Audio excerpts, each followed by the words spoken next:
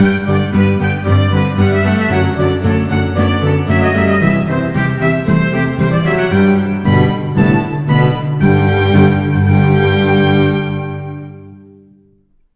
everybody, and welcome back to GM Happy Hour.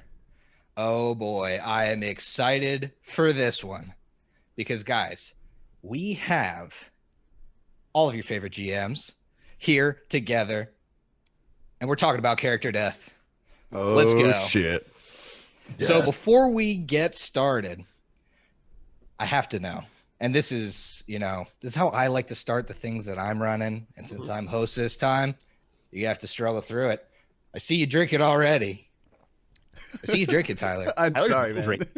What are you drinking over there? I meant to take that shot before we got started, but that already fucking up. That was Jameson Stout Edition, one of my favorite whiskeys. And right afterwards, I'm gonna crack. I already got it open. The Sam Adams 76. Oh, I fucking love this lager.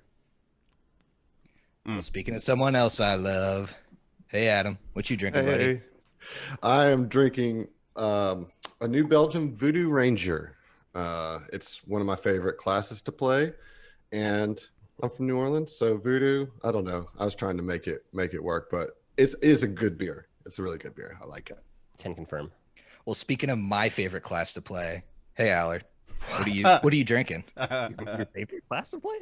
I am just sipping down some of the scotch that I didn't finish last GM happy hour, so we'll see if we can get through this happy hour. Kind of hoping not, but half a bottle of scotch over there. Oh my goodness! Oh my golly! As for me, I'm drinking a little bit of a key lime seltzer from some of our local buddies. It's called a Firefly, and I'm digging it. So you guys been digging into them seltzers lately. I haven't been able to get into that lately. I mean, speaking of digging, we had a couple of digging graves that we got to talk about. It was true. Nice. True. I like it. So when we need him. Yeah, where is he? So to start this off, guys, character death is a big, broad topic, especially when you're asking people that run the game and have played the game. So I wanted to kind of circle the wagons here and figure out what everybody's experience level is with it. You know, your experience both as a GM and as a player.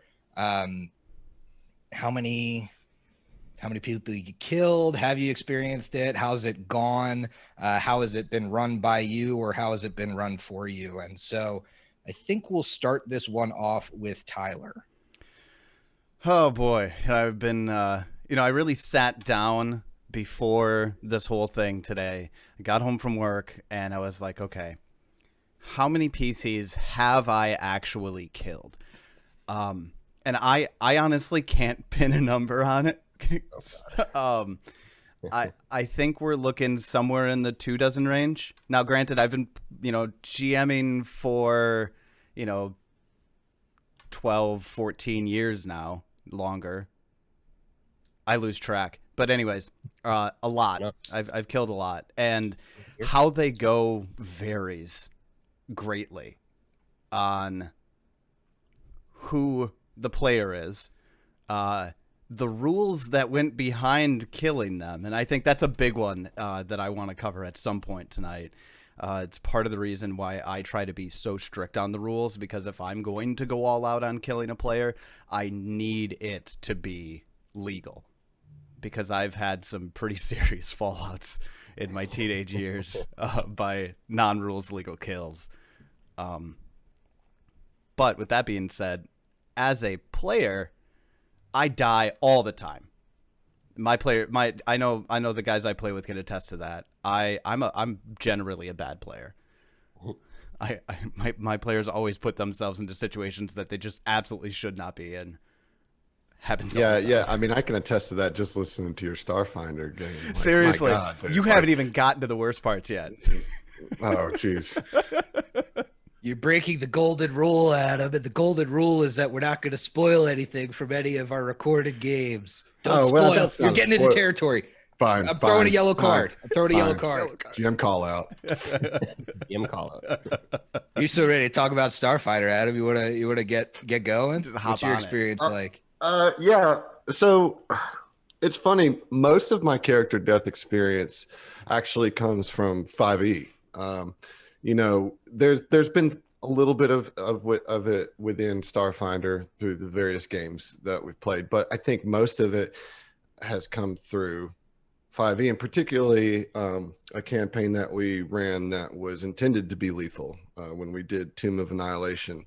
I mean, I had a graveyard splash landing pad that we would always land on when we started our Roll20 sessions of all the tombstones of the people that had died. But that one was meant to be lethal, right? None of the resurrection magic worked. There was all this there was this curse that made it very difficult to survive. And that was part of the joy of it, I guess. But even going into it, that with that in mind, it was tough for some of the players, and because you get attached, even if you're not trying to.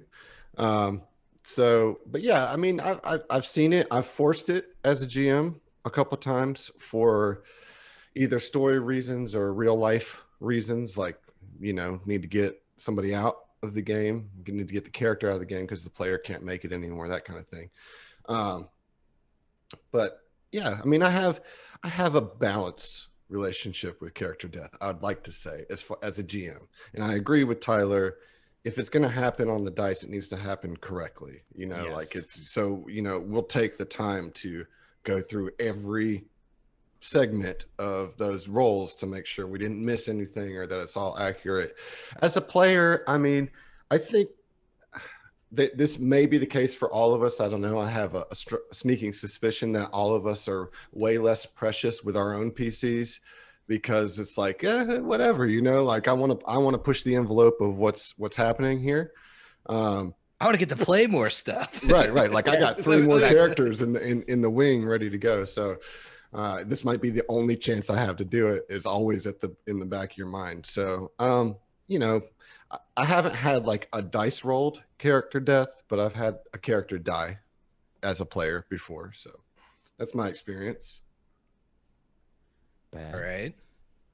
Let's hear from our man by the fireplace, Allard. All right. Like, man. So I, as a GM, besides in like a little like one shot, almost like we're going to fight waves of things until you die. I've never killed a PC before, but I've died as a PC. My very first character in Rise of the Rune Lords was a ranger that I dipped into wizard for, and during like the can I spoil other campaigns? Is that fine? Yes. I just wouldn't give plot spoilers on Rise of the Rune Lords. Right. So the first, like in the location where like the first big bad is, there's these Neth hounds. The Yeth hounds. Oh, Yeah, yep. hounds. Yeah, I just noticed like right away they were just fucking my character up really bad, and I was just like 5 foot step back, shoot him a couple times, blah blah blah, and they would just get bites off on me. And then once we reached the big bad, she shattered my bow, and then I was like, all right, I'm gonna use this Koketsu Shog, whatever it's pronounced, that I grabbed exotic weapon proficiency for whatever reason, and you don't do as good on those backup weapons as your bow as a ranger. So I got munched, and then my character basically told the other characters, leave, run away now, we're all gonna die, and they left me to die in the dungeon. It was a good time. So did you hold back the enemy, or were you just like, I have 1 health, it's not gonna happen later? It was basically like I'm 1 hit from going down, you guys should run. And we had a kind of a homebrew half giant person in our campaign, and I think only 1 or 2 other people, and he just like picked both of them up and ran out of the dungeon and ran back to Sandport. You got it right the first time. I'm getting Riddleport and Sandpoint confused in my head. Indeed. But I mean, yeah, I think that the death aspect of Pathfinder TTRPGs in general is kind of the the biggest motivating feature that defines them from video games or any other type of role-playing situation that you're gonna do. So it's meaningful as long as it's done correctly. And I would agree that if I'm going to kill a player, it's going to be done by the books, by something that's trying its hardest to kill them. If you're Right. killing a player, I mean, the heaviest thing in your Or killing room a probably PC. is a book. Yeah. Yeah. Or definitely like make sure you're brushed up with all your law so you can get away with it. Your you know? hand-to-hand Exactly, combat too. Nobody's going to be around. Put some tarps down in the game room. Gotta really Plenty of Dexter that parts. shit, you know. Got to really Dexter. Why is everybody so late? What are we? to We're, this session? we're Oh, 10 it's minutes normal, it's in. normal. We're 10 minutes in. We're already treading dark territory here, boys. Listen, Well, it's he said character kill a death. player. I mean, It's character true. death. Yeah. You Or guys, player death, I guess, is what we're Player talking about too. PC death, my bad.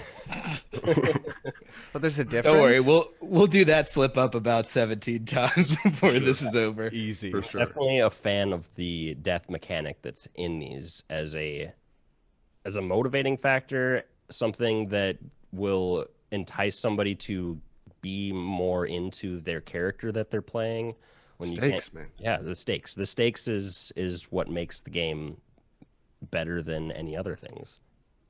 In my opinion. I 100% agree with that. And I think we'll probably talk in depth about that. Yeah.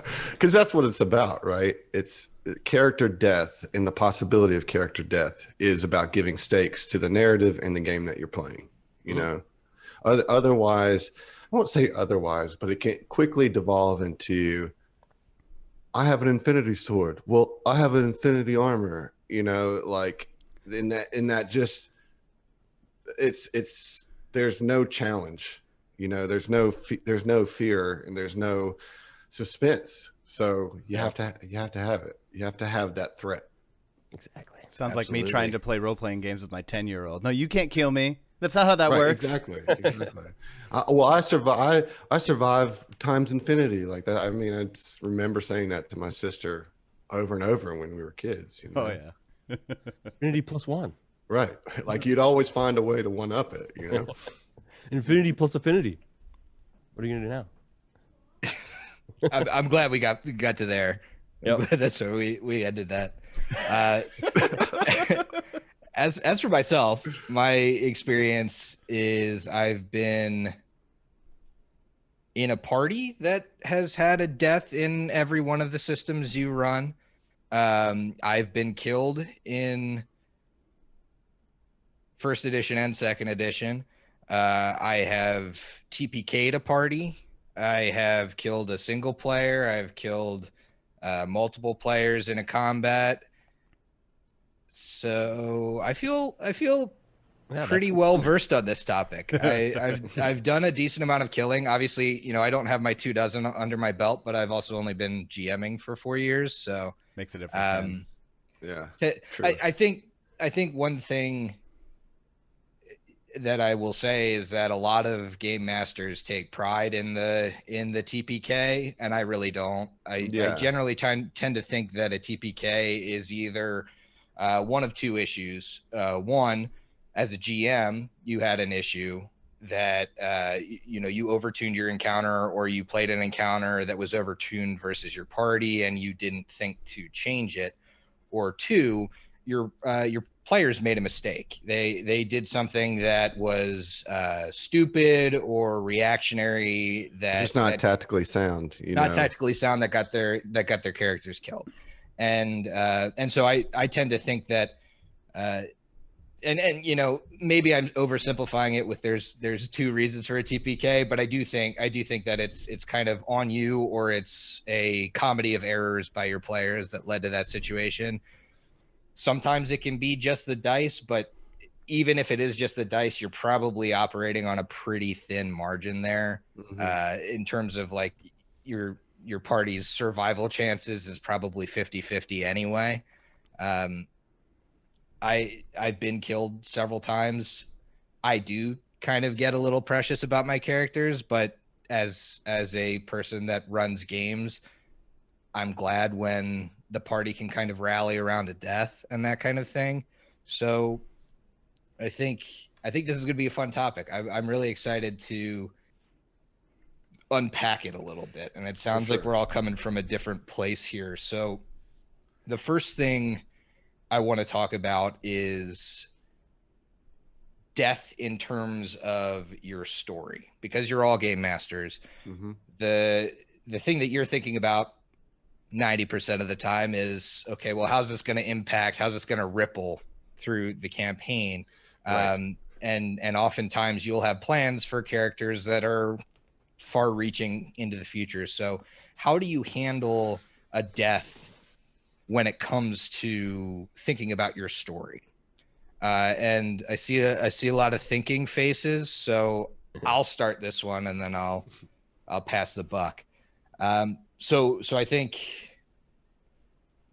death in general adds a dramatic tension to your story. I think your story, the way we all play and the way we all kind of became friends in this Paizoverse is that we like our stories to have stakes and we don't have MacGuffin characters. The issue with that becomes how you're going to manipulate your story to fit the narrative when people can die due to bad chance, due to a couple failed fortitude saves, whatever it may be. And so I like to have in my games a couple of threads that I can pull as kind of like the secondary parachute when I'm thinking about, okay, this character, this is where I want them to go, this is who I want them to interact with, this is who they're going to be connected to. Well, how could I bring those folks back into the campaign by connecting them to other characters, or by even referencing that old character that the party was attached to through hearsay or whatever in the campaign? That's like, oh, hey, you were so-and-so's teacher at the academy. Oh, that's really interesting. Now that person has a connection and you can actually be the bearer, the party can be the bearer of, hey, well, so-and-so actually passed away. We were with them, yada, yada. And that creates an immediate thread where you thought your thread was kind of severed. So I'll try and have primary and secondary hooks for my NPCs, especially when they're tied to a character, so that it doesn't just become awkward when the character that they were tied to dies. I've even gone so far as brought characters back in a good or bad way to facilitate that story. So that's kind of how I handle it. I don't know who wants to go on this one. Do I have any volunteers? I'm good. All right. Because here's the thing. Like, I know that you, Griffin, have like a good, if not all, of your storyboarded. Like, you know each book where you're trying to get to, and what you would, in a perfect world, where it's how it's gonna come together. And I certainly have some of that. I don't think it's quite at the level of that, and so character death for me is that part of my story crafting, is that I like to leave a lot of open spaces in between, like the main things that I want to happen. And I mean, and how many minutes in are we, Tyler? 18, man. We got plenty 18 minutes of time. in. So I'm a fan of improvisation. So like improv. Yeah. And so those are some of my favorite moments, when a story shifts so much away from where you thought it was going, that like I really thrive in those moments, and probably a little, to my own fault, set myself up for that a lot, and so that's for me, a character death provides a narrative challenge for me that is fun to overcome. And how can I still make that character matter to the story, even though their present action has stopped? Is there a way that the impact of their death, or who they were as a person and the choices that they made prior to their death, have long-lasting impact later in the story? I think that's a really cool way to pay tribute to Fallen PC, and I think it helps the players as well feel like that, especially in just a random death due to bad dice. Like, they died fighting some wasp or something and just had a bad night, and it wasn't epic Didn't at bring all. an EpiPen. right. Like all that kind of stuff, and that can be really disheartening for a player, because you got this character, they're your hero that you're trying to you want, if they die, you want them to at least die in the boss fight or something like that. So especially then, it's important to make that character's life as they lived it still matter in the repercussions of the story going forward. So that's the improv open spot that I like to have to deal with such things like that. See, and I like the way that, like how Griff storyboards things going through with characters and how they would go through. We've talked about this in our prep happy hour before, where, you read the entire book and then you prep for how those characters will reach each section of any given book. And I'm not here to say that one person's way of doing this is different or better than another's. But I think personally, like when it comes down to, when a character dies, and I think this probably has more to do with just my style. I roll every single die in front of my players. Every single roll. Wow. I don't hide any roll. And usually, if I hide a roll, I'd take that back as soon as I say never. I take that back. I'd never do it too, but I'll never do it too unless it's an encounter that I want to go a certain way. Right. Then I'll do it too. No, I think the couple of times I've hidden rolls are specifically for Pathfinder 2 secret checks, for things like spotting something or seek checks or things like that, right? But when it comes to enemies attacking, saves that enemies make against spells or whatever the case may be, I don't hide any of that from my players. So for me, I kind of take Adam's take on it. I lean more towards Adam's side with the leaving it open, because very literally any one of my players could die from just the random swarm of bees, right? If they roll badly, especially in 2E. Yeah, especially in 2E. I mean, that swarm of bees gonna TPK. Oh, dude, don't get me started on the fucking swarm of bees. No spoilers, but it's one of those things where when it's unexpected and it's completely on the dice, in my perspective on this, it forces the party as a whole to work with it, right? So without getting into a ton of detail, I'm trying to think of a non-podcast example that I can go into here real quick. So in Rise of the Rune Lords, in the Rune Forge, there's this room, and it's no spoilers here really, but there's this room filled with mirrors, and the mirrors pop out duplicates of the players, okay? And one of the players in my party at the time was a wizard that had Disintegrate prepared. So from a smart mirror reflection of that player's character, you disintegrate the wizard as soon as possible, right? Well, that went off and it worked, and they horribly failed on all of their saves, and before you knew it, the wizard was a pile of ashes. That wasn't something I planned. That was something that was just the dice went against them on that. But what it forced the party to do was to find a way. Of course, high-level Pathfinder First Edition resurrection isn't that uncommon, right? But it forced the party to find a way narratively to bring them back into the fray and how to make that work. Because I even recall in the middle of that encounter, there was RP mourning that happened because it was right at the beginning of the encounter that it occurred, right? So you've got players and characters that are mourning in the middle of combat, and those, again, we're going to talk about stakes again. Those stakes are immediately raised as soon as something like that happens. So yeah, you got to finish the combat. Yeah, exactly. Everybody dies, you know, and that's with one less person. Yeah, exactly. But I mean, something that quick and that drastic, and you know, I mean, even In one of my other second edition games, I've actually had characters die in less than a turn of combat. Like, which would you think wouldn't be possible in the second edition with the way it's designed, but it's absolutely totally possible. It can and will happen. And that has to be dealt with immediately. And the way that the party deals with the death, I think, is extremely interesting.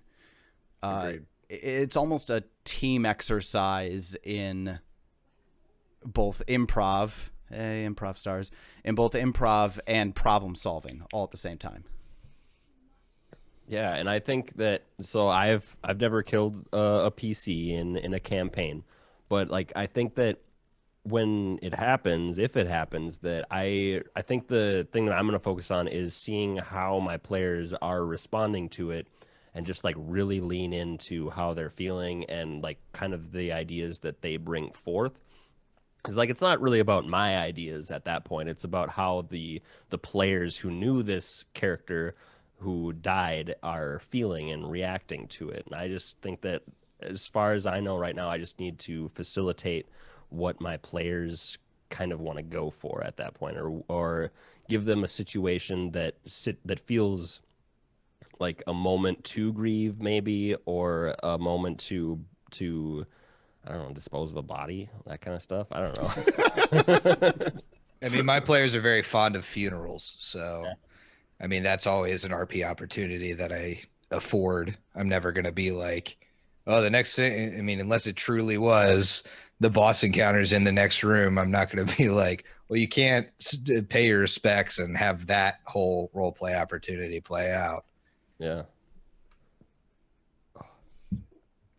Well, I mean, I do think I agree with you, Allard, that it's certainly important to give your players at some time, whether it's directly after the combat, you're like, okay, guys, we got to just get through this combat, and or if they die like to a trap and you're not in combat, like you as a player in a table certainly need to take the emotional time to grieve a lost character, because I mean, you do really grow to love them. Like, as much as I think any of us joke about wanting to get characters killed, the reality is I think that we love those PCs just as much as the players do. Like, in a sense, like they're the protagonist in the story. Like, they're the ones who are like bringing whatever your table dressing you're putting out there.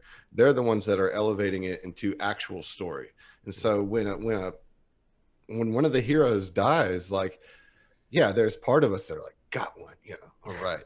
But then there's also part, at least for me, and I think that generally this is the case, there's also parts that's like, damn, that, F in the chat for Bolgar the Barbarian. That dude was a hoss. I loved him. Dude was a hoss. Said it on his tombstone. Hoss. You're touching on something that I hold very near and dear to my own heart, which is always actively aim for that TPK, right? But always make sure that you do it within the limits of how monsters and NPCs are presented. Now, and I know I'm fully getting ready for intervention from Griff on this one, because I know he doesn't like actively aiming for that. But to a degree, as a GM, in order to keep those stakes high, character death has to be a thing that's looming, right? Mm-hmm. It has to loom. And this is just maybe, I'm trying to think of the word for it, like a way to present yourself as a GM to your players. I always present myself as the maniacal asshole, even though secretly inside, I'm not actively like looking to take every opportunity to TPK my party, right? 100%. But I'm not going to tell them that.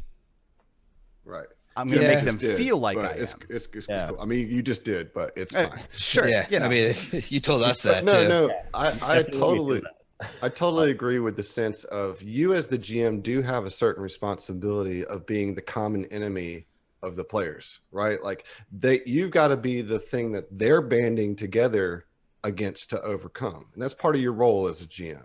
And like, I think, Tyler, what you're saying too is like these monsters or these wizards or cultists or whatever is up against the PCs, they don't like the PCs, No, and of they course not. are actively trying to kill them. And if you don't do justice to their motivations, you're cheating them as characters too. And you can't do that. You absolutely can't make a wolf go in and then like, oh shit, he's close to low HP. I guess he just nibbles at your toes now. Like, no, this wolf's trying to kill this motherfucker, and you play it out. I think going for the TPK without ever wanting to have one, that's how I would amend what you said. That's if you want to get as close to a TPK without having one in every like substantial fight, if you get everybody down to like single digit HP, a couple people are knocked out, but they triumph, to me, that is the perfect balance of an encounter. And maybe I'm bad at communicating that, but that's what I was trying to say.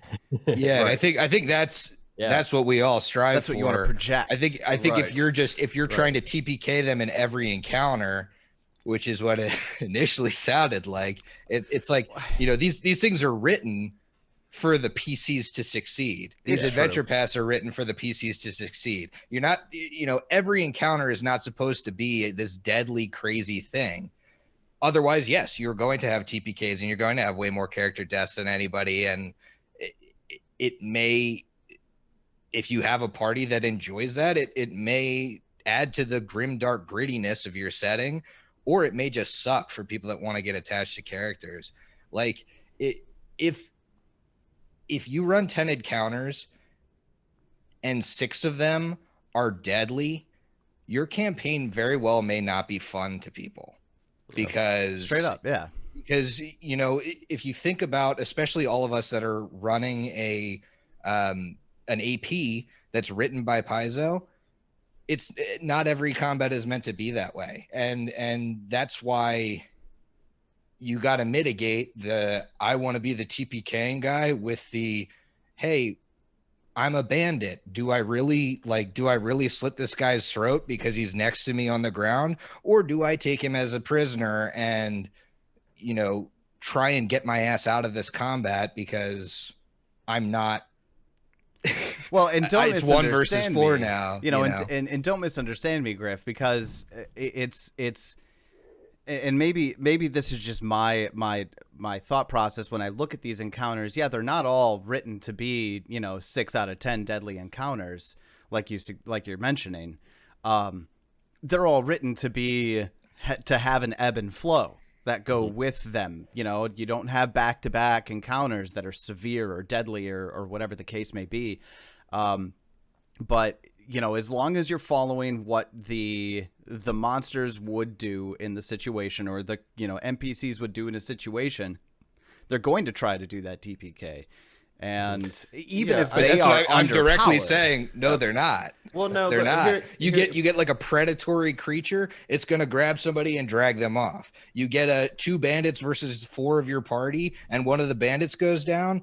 Is he going to coup de grace the character, or is he going to try and, get himself out of the situation? I feel like you're putting this everyone's a murderer mindset on every creature, and that's just not the way they should be played. No, and I'm not saying that that's how I am playing them all, but when you're entering into an encounter, the idea is for the opposition to overpower, Yeah, so I think there might be a little lost in translation going on here. Because Griffin, I mean, I totally agree with the philosophy that you have as on the meta level as a GM and your players at the table. All encounters shouldn't be deadly, and there should be some encounters that the players should stomp. I think what we're missing here is an important part, particularly in Paizo APs, is that each encounter they're not deadly encounters. So even if the enemies are playing like deadly as fuck, you might be going up against very moderate to easy difficulty creatures. They don't know that. They're fighting for their lives. But you as players can still stomp an encounter that's motivated by people trying to kill you all the way, right? As players, you still get that opportunity to feel powerful and not feel taxed at every encounter you come across. But to Tyler's point, a bear is not going to stop mauling you until you're dead, even if you can easily overpower the bear because you're like level 3 characters or something. You know what I mean? Am I right there, Tyler? No, absolutely. I mean, just because if something is underpowered compared to your party, that's not going to stop them from trying. You know what I mean? That encounter's there for a reason. They're going to try as hard as they can. And so I mean, and like I said, maybe I'm just not the greatest at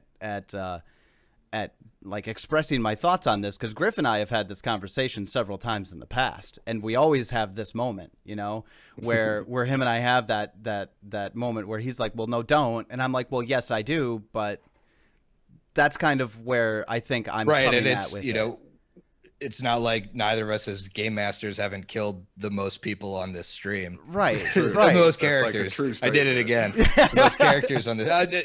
Don't look at my basement. Right. But like, yeah. I get where you're coming from exactly.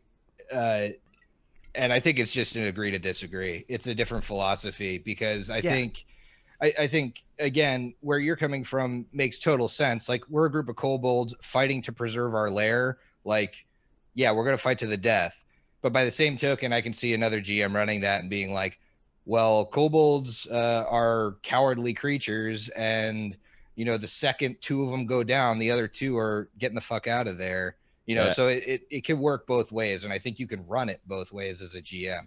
Either way, we're here to talk about character death. Yeah. To that point, I've noticed that in my AP, at least a lot of the times, it's written in that a lot of these people, a lot of the bandits of the town or whatever, they will like up and leave if more than half of them get wiped out, or if they're the only one standing, they're going to try to get back there to tell their boss that things went south and we need to look out, and that kind of thing. But me in general, I almost every encounter, before we actually sit down to play, I just go to my players and go, "Are you guys ready to die this encounter?" That's where I'm at. Characters. Yeah. I'm just like, even though I know that they're probably going to stomp at least the majority of the encounter, I want them to feel that pressure to just like, okay, I'm going to focus in and I'm going to make my moves as best I can. And I think that's the threat versus actually knowing that, yeah, these players are going to kill you, is a kind of defining point. So I think we all come into this with the understanding with our players that we are GMs that will kill you. Mm-hmm. That everybody playing in one of our games knows Don't let that there's any of us fool you. Chance we of will death. Kill your characters. So what do you guys think? And I know we're kind of getting a pretty biased opinion, but what do you guys think about the games that are, hey, me and my 4 buddies have been playing for 4 years and we've been using the same characters in the same world and whatever? Like,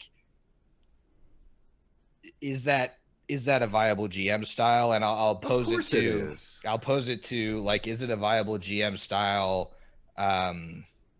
to have a good story? And I think, this is a leading question because we're not all that kind of asshole, but well, maybe You might be wrong there. I could be wrong. Yeah. But I do want your opinion. I mean, like, if you were in a game like that, I assume you wouldn't enjoy it as much. Well, so when the first big campaign that the members of STF did with some other friends, like the first time, like, we made our characters and committed to a full campaign and played it all the way through, there was a certain amount of that, of like this idea that, well, we wanted these characters to go through the whole story and level up and see all the cool things that this character that I spent a lot of time on, like, this is the thing that, it was our first game, right? Mm-hmm. Like, and it was important to us to see through this story. It was important for me to be able to learn how to develop a story as my first time GMing,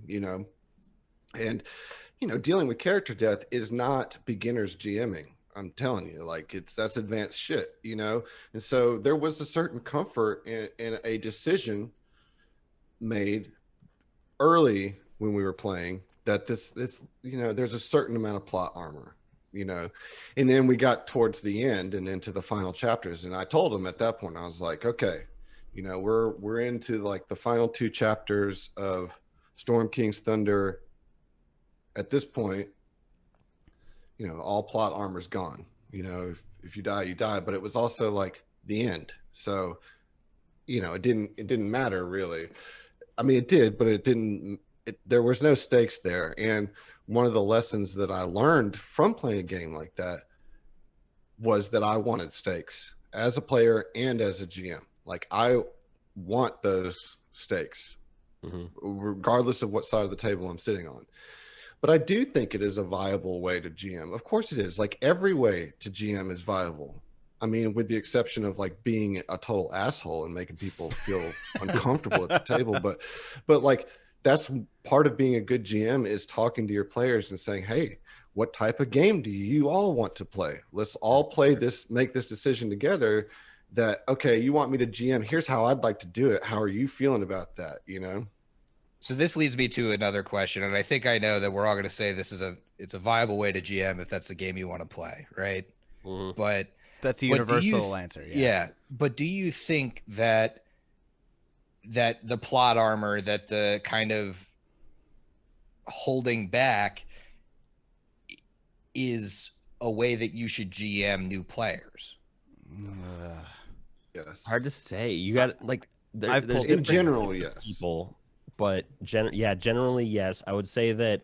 I mean, the reason that I am GMing this type of game is because I know the types of feelings and emotions that can be brought up through this type of role play, and I want to be able to facilitate all of them, the good and the bad, and the good that can lead to the bad. So I don't want to like be like, all right, you guys, you're gonna survive through this thing because you're the main characters, and we want to tell this story of these characters succeeding.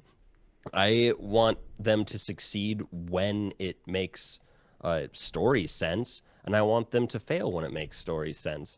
I don't want them to fail on a little side and random encounter type thing, but I do want to like push the boundaries of what makes them their characters comfortable and uncomfortable with those types of things. And then when you come to a big bad encounter, it's no holds bars, and these guys are going to try to do their best. They don't always know that they are underpowered to the party, but they are going to try their best to do what they came, or what they're there to do, or what they're stationed to do. They're going to try to protect themselves as much as they can to the party's defeat, if that's how it ends up.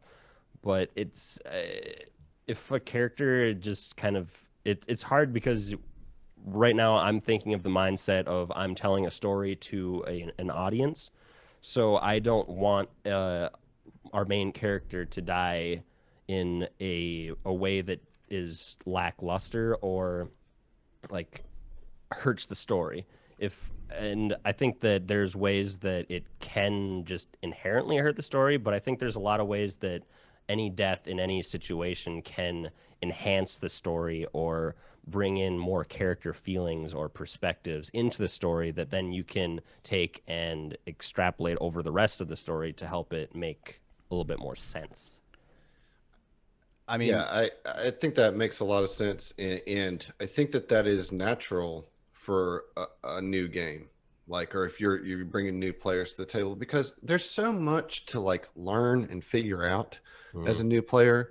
Like, role-playing trauma, again, is hard. That's advanced stuff, you know what I mean? And if you're wanting to set your table up for an experience that's like bigger and more advanced later, you have to start with some building blocks, you know what I mean?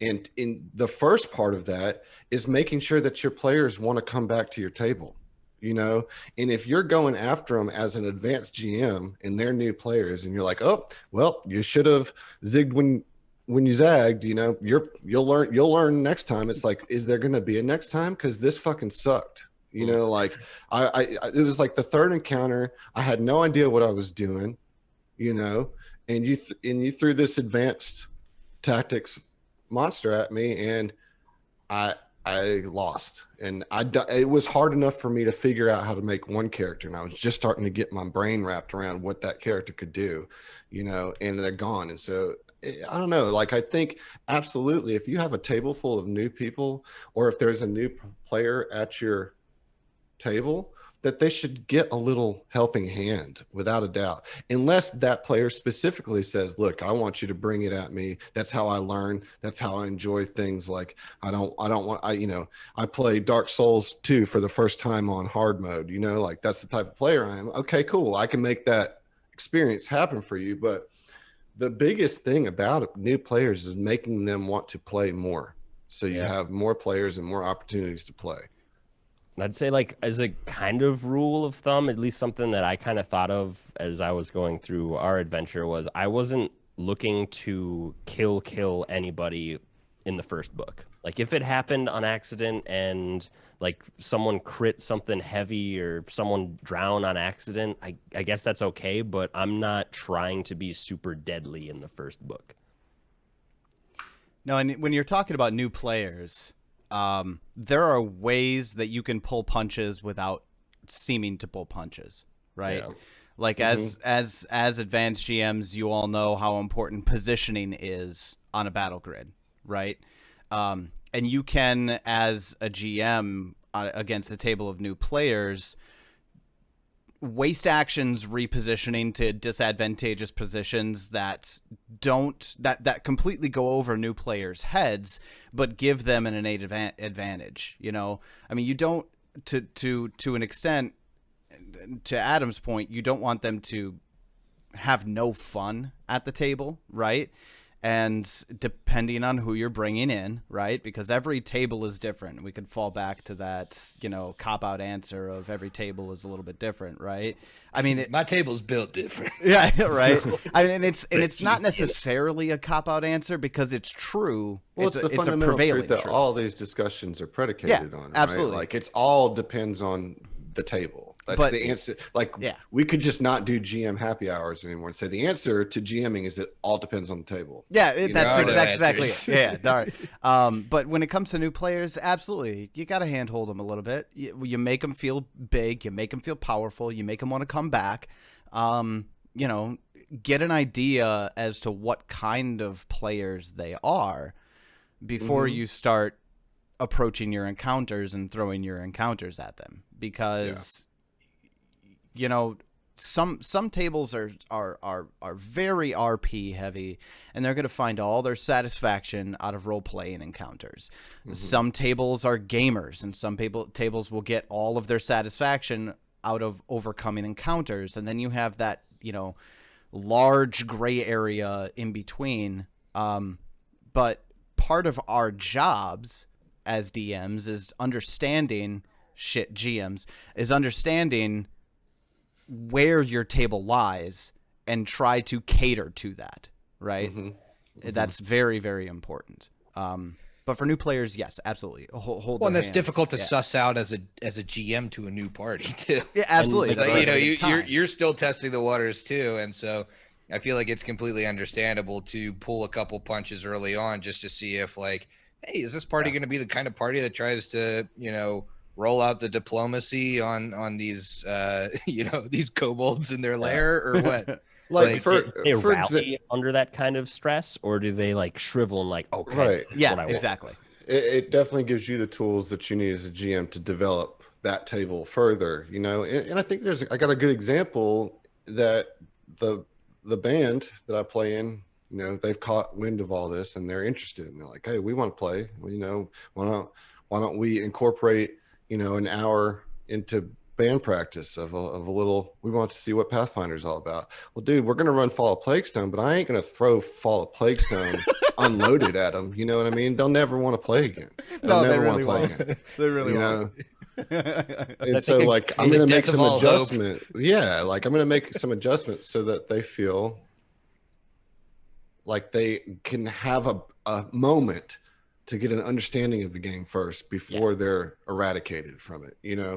And I think a good way to balance that even more, like give them the triumphs, and then to show them that this game has stakes, kill off an NPC. Yeah, right. That's how you start, like leaking in. Your friend dying. See, there's that Allard drop to Seppo. There's the nugget right there. Is like the nugget is. The nugget is tell your players what kind of games you run if they're new, by showing what can happen to a loved and important NPC.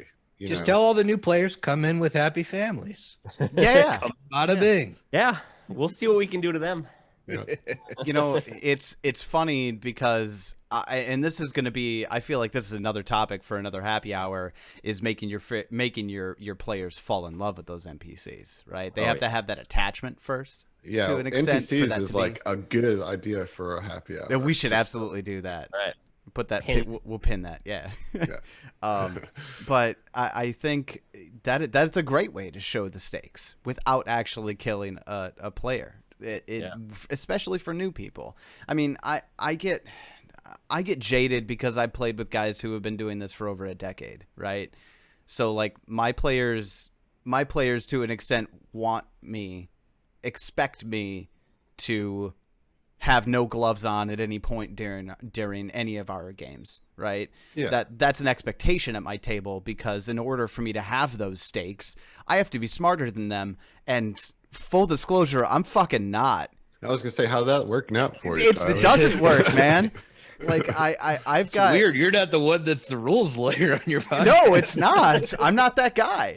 And it's I know, funny. like he just always defaults to Swanee. I think Swanee's running a rig. That's a player call out. Yeah, player call out. Player call out. Yeah. The actual GM. Side action going on. Yeah, but it's absolutely one of those things where, like, you know, I love running new people, and anytime I get the chance, I do it. But I have to reinvent myself every time I do it, because the persona I put on for my table, which is the I'm gonna kill you fuckers this session, I swear it, when it comes to a new party, I absolutely cannot do that.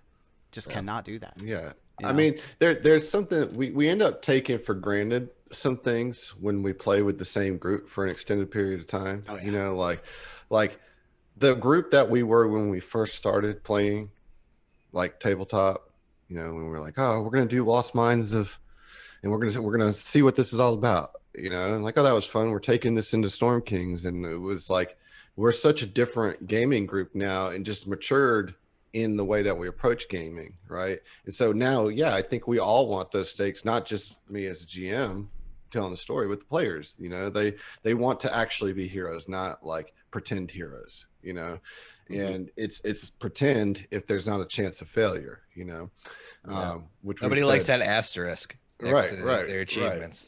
Yeah. And I think a good way to indoctrinate new players, even if it's not with like a death or an NPC death or anything like that, is just to show them an unexpected consequence of their actions that they didn't think about. They're trying to do their thing, but they didn't think that, oh, this person over here is now in the dirt because of it. Right.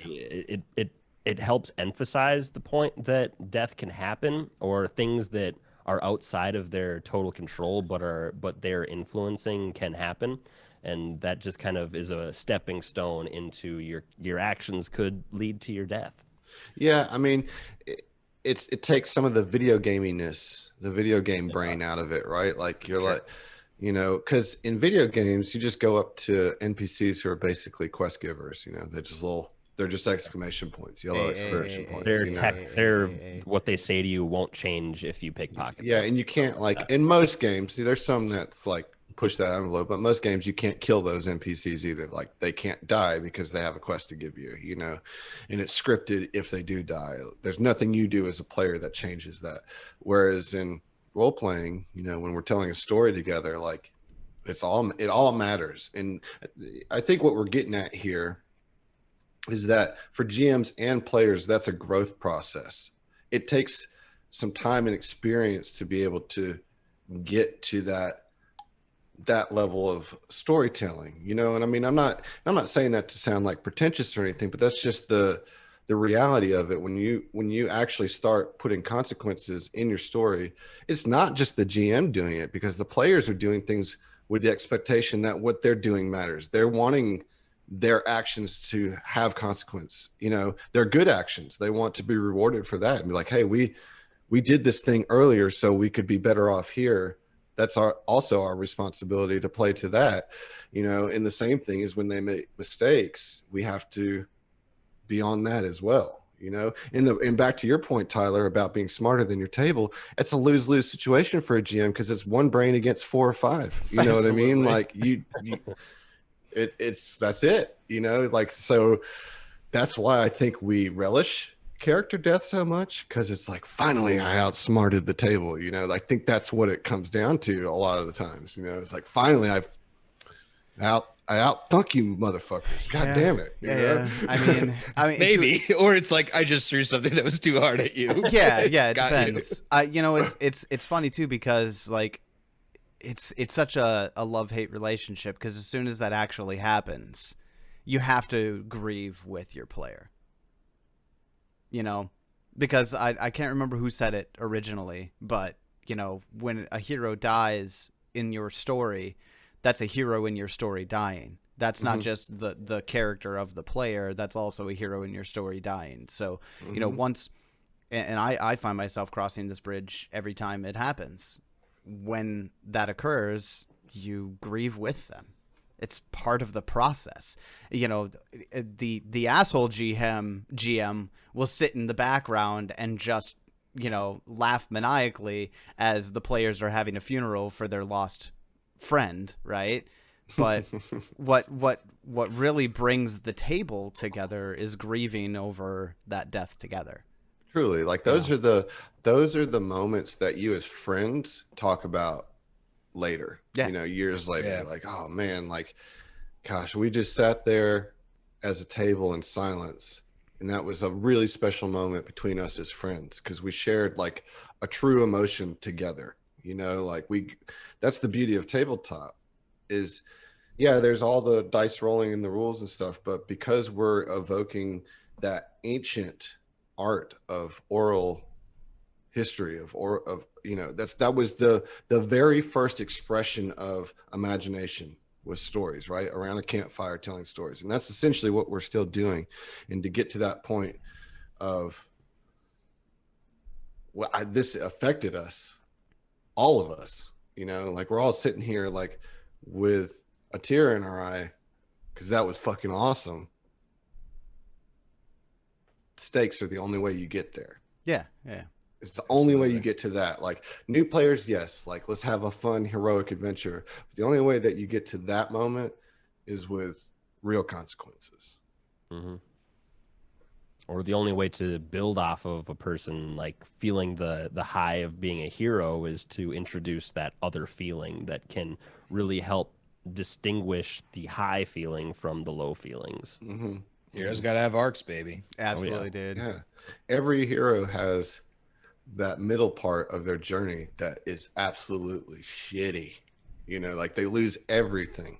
It's just a hero's journey, man. I was just gonna say that's the hero's journey trope.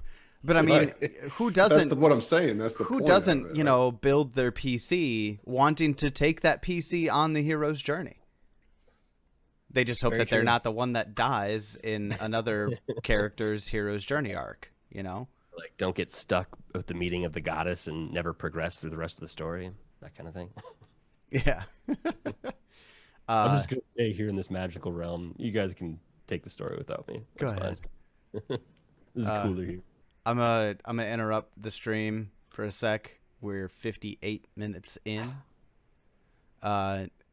Griff, I feel like I haven't heard a lot from you. I know that we had that moment Just halfway facilitating, through. man. Right. I know we had that moment halfway through, but I think you and I are closer in this than we realize. I just project it differently than you do. Yep. And I think I'm Because realizing I'm the nice that. GM, man. I think I'm realizing that douchebag. now. I'm realizing that now. And, you know, part of it is I accept it, right? And it's fine for me. I'm okay being the bad guy at my table.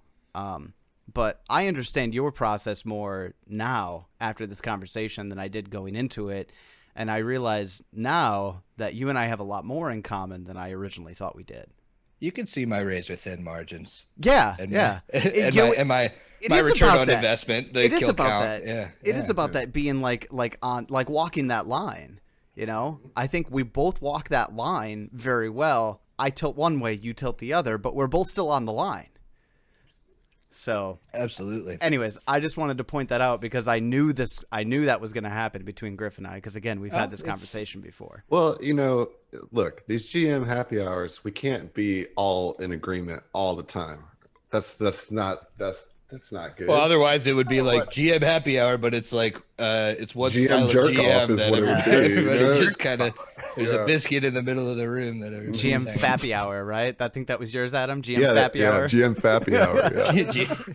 Yeah. Oh man. Oh, boy.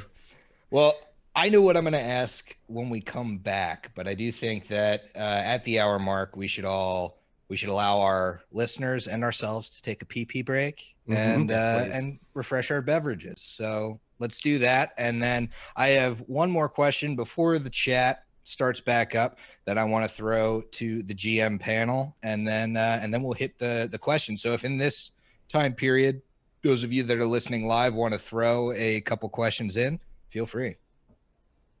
All right. We'll see you in a minute. We'll see ya. We'll see Hey, ya. there you go, Alan. That was pretty good. That was pretty good. And we're live once again. Wow. That we made that pee break seem like Sonic the Hedgehog took it. He can pee fast. He could pee pretty fast. So, guys, I promised that we would come in on a question from me, and then we would hit the listener questions. And boy, howdy, we have some listener questions. So my question is, Before you ask the question, you're going to have to kick Rhythm out of the chat. oh, I will get rid of that sucker. Get out of Sorry. here. Griffin, make Get it out of stop. here. Yeah, the ears are bleeding. I can't do it while deafened. Hold on. For those of you on YouTube, everyone in the Discord chats, just make it stop. Please. There's music going on. There we go. Got it. Bow All down right. to your new rhythm overlords. Oh, Yeah, boy. that's it. All right. It's All not right, my question. fault. I didn't summon it. No, you had a question, Griffin. Yeah, I do it was have a important. question. All right. Yes. So, two-parter, and this is going to be pointed at every GM here based off of the show that they run and the system that they run it in.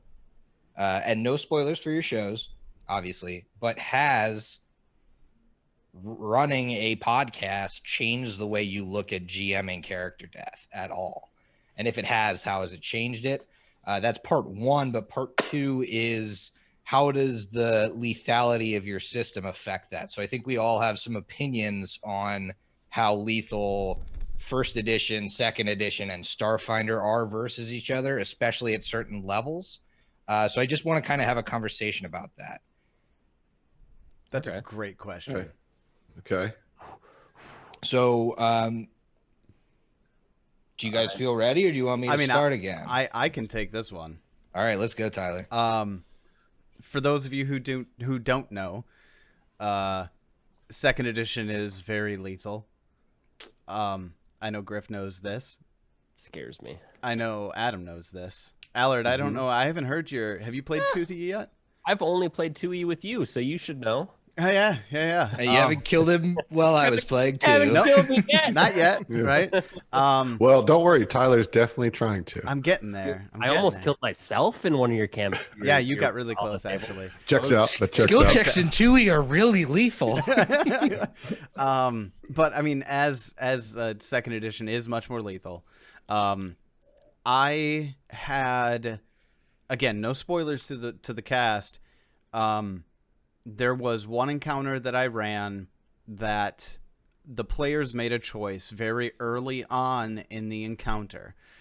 More specific, it was definitely a group choice, but they all had overconfidence in one character's ability to handle a situation that I knew on the back end that character did not have the tools to handle that situation, right? That's mm-hmm.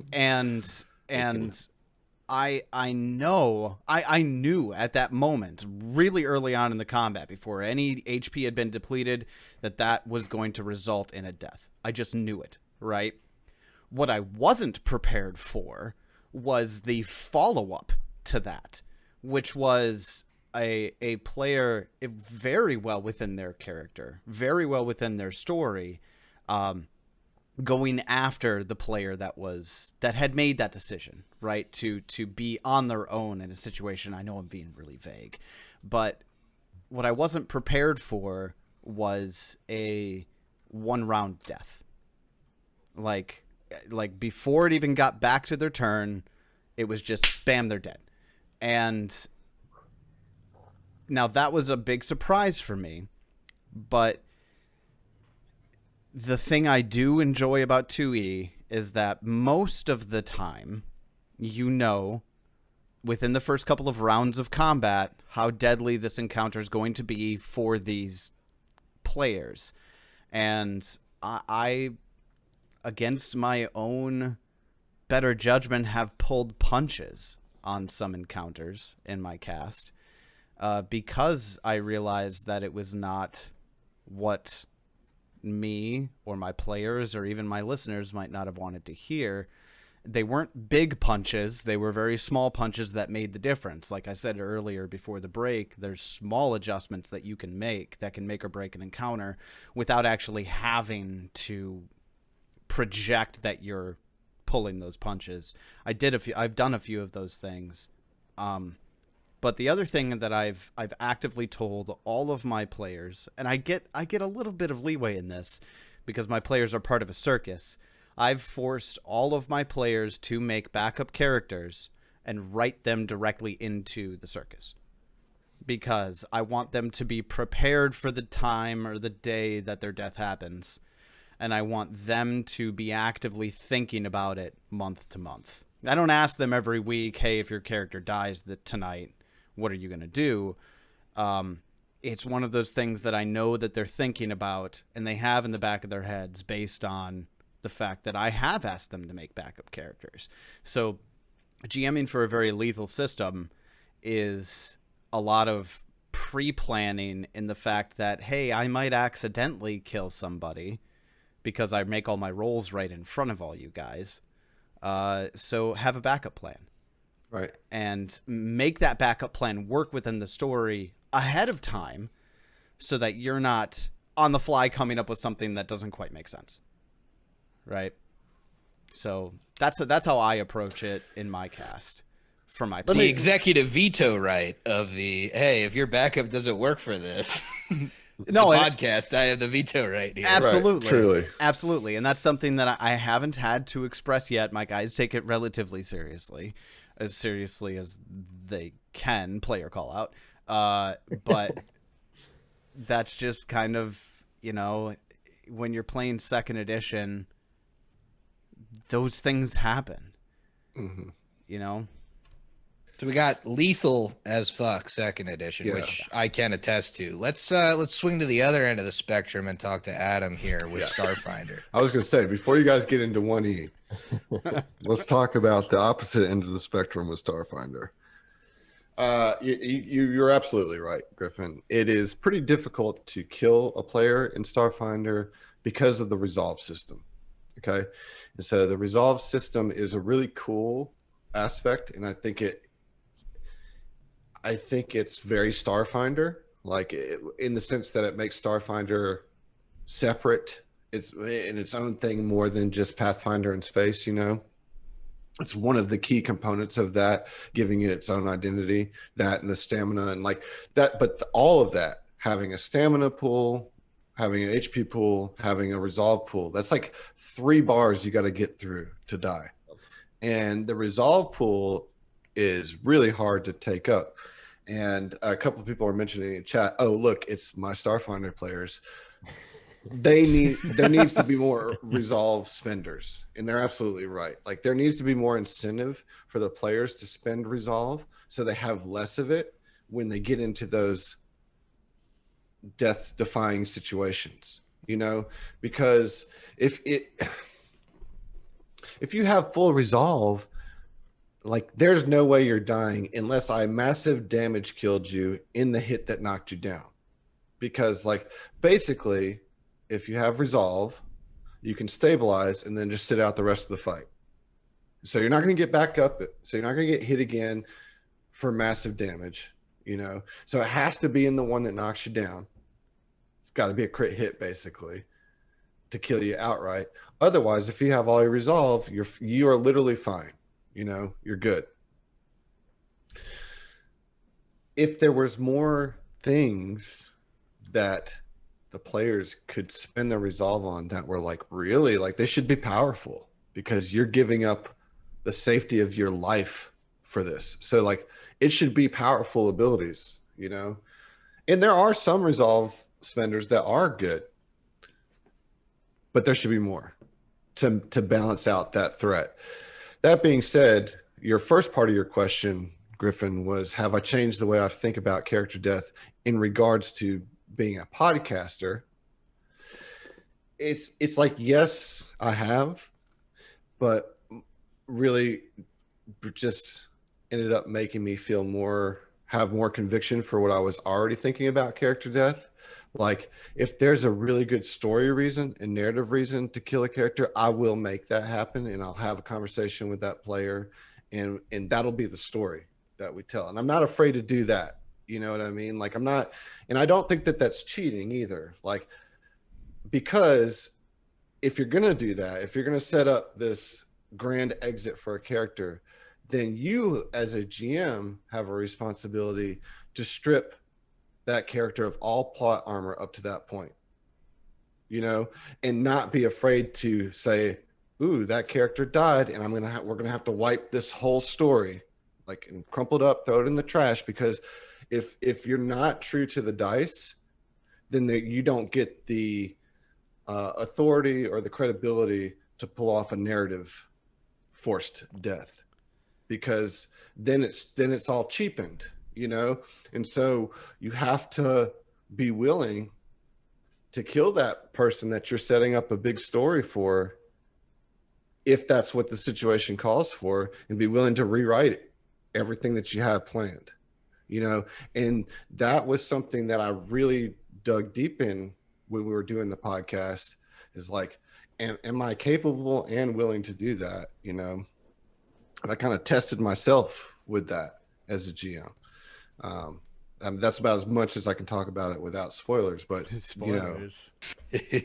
Well, let's not get into spoilers territory. Oh, You know, and I forgot about the first part of that question. yeah. Can you repeat So the question was, how do you think about character death differently from a podcast perspective than you would in a home game?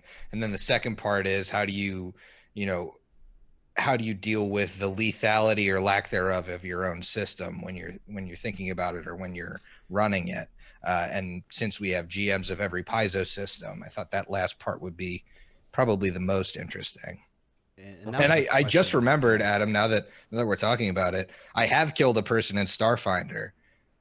It was a level 1 character, but I have killed a person in every one of the 3 systems. Nice. Right. Like you can get them at level 1 because they have very little HP. Level 1 or a poison or a disease. Yeah. It's like Traps level in 1, Starfinder. but also like, guess what? STF players, level 8 is also where you become a little bit more open to resolve death, because it now costs more resolve for you to stabilize. Yep. So I think that's another thing about Starfinder, is that because adventure paths haven't been written to higher levels until right now, with what's the newest one?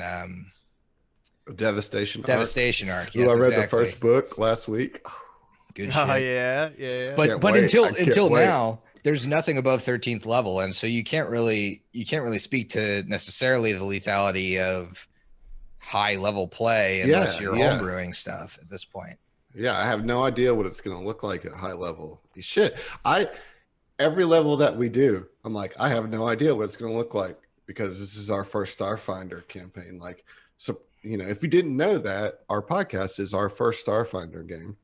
And so like we are constantly adapting and learning to the game as we're going through it, you know? And so I don't know what level 9 looks like. I'm just getting a sense of what level 8 looks like, and it's interesting. I like it. Now, I think players like it too, you know? Do you find, Adam, and I think this is going to segue nicely into the first edition talk, do you find that there are a decent amount of enemies that you've been able to utilize in not only the APs, but just like in the bestie areas and that kind of stuff that deal other types of damage or have in their tactics that they will, chew down a player even if they're on the ground. That kind of stuff I find is how you get super lethal at lower levels for Pathfinder First Edition. Is like you get a creature like a ghoul that is gonna paralyze you and coup de grace you, because that's what they do. That's like their stat block, right? Yeah. And I don't really know what the equivalent is in Starfinder, or if there even is one. So there's not like a direct equivalent, but like Starfinder is such a huge scope, right? Like the world that it's in is multiple worlds, and so like, of course there are aliens that will fuck you up with conditions and special abilities and auras and shit like that. Like, what's interesting is for us, our first adventure we did was mostly against humans because we were fighting Aslanti, Right. So like it was basically fighting soldiers the whole time, with the exception of a random alien here and there. But as we've gotten into Signal of Screams, like conditions are for real, like what Signal of Screams is. At least it seems to me, the encounters that we're in now, like all of it is about imposing different types of like variables to the combat, which is a nice change of pace, and it is really putting them to their test right now. So maybe it'll be more lethal as we go forward, I don't know. But like, I think we got to get to listener questions, man. It's like 20 minutes. Well, it's 15 Nah, minutes man, in. let's go long. Well, we're definitely going long. We're definitely going long. We're But definitely going long. I do want to get a lot I of do wanna great get, questions. Responses from Allard and myself here, though, because I think for sure. the podcast portion, as well as First Edition versus the other two editions, is just an interesting topic. So, Allard, I will cede the floor to you. So, First Edition, Pathfinder, me being, I've only GM'd for like little things that weren't adventures, and then an adventure for podcasting. So I've really only had the mindset of player deaths. I want them to feel somewhat imminent to my players, so they know to come to the table and like be prepared to I don't know, Die fight for your lives or die.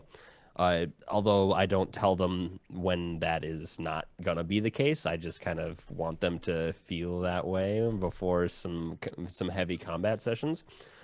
So I treat PC death as something that should be not out of the blue, but I mean, if it happens, I can't control it just because we want to be an actual play as well. But I want my PC deaths to feel like they facilitate plot development. And then 1E, in my experience, is I've almost made the mistake too early of just giving my players too much money, and that therefore increases what I need to throw at them in my encounters. So a lot of the times I'm always like stacking more stuff onto my encounters, or like I'll give an NPC a higher ring of protection or something like that, but then after they somewhat inevitably beat that, there's at least going to be one PC so far, I haven't killed any people, or there's always going to be somebody who gets that level up, and all of a sudden they're now a higher level, or there's a higher % chance that they're going to survive in the next upcoming fights than they were before if I hadn't have homebrewed in a Ring of Protection +2 or something like that, just to make that first encounter more difficult.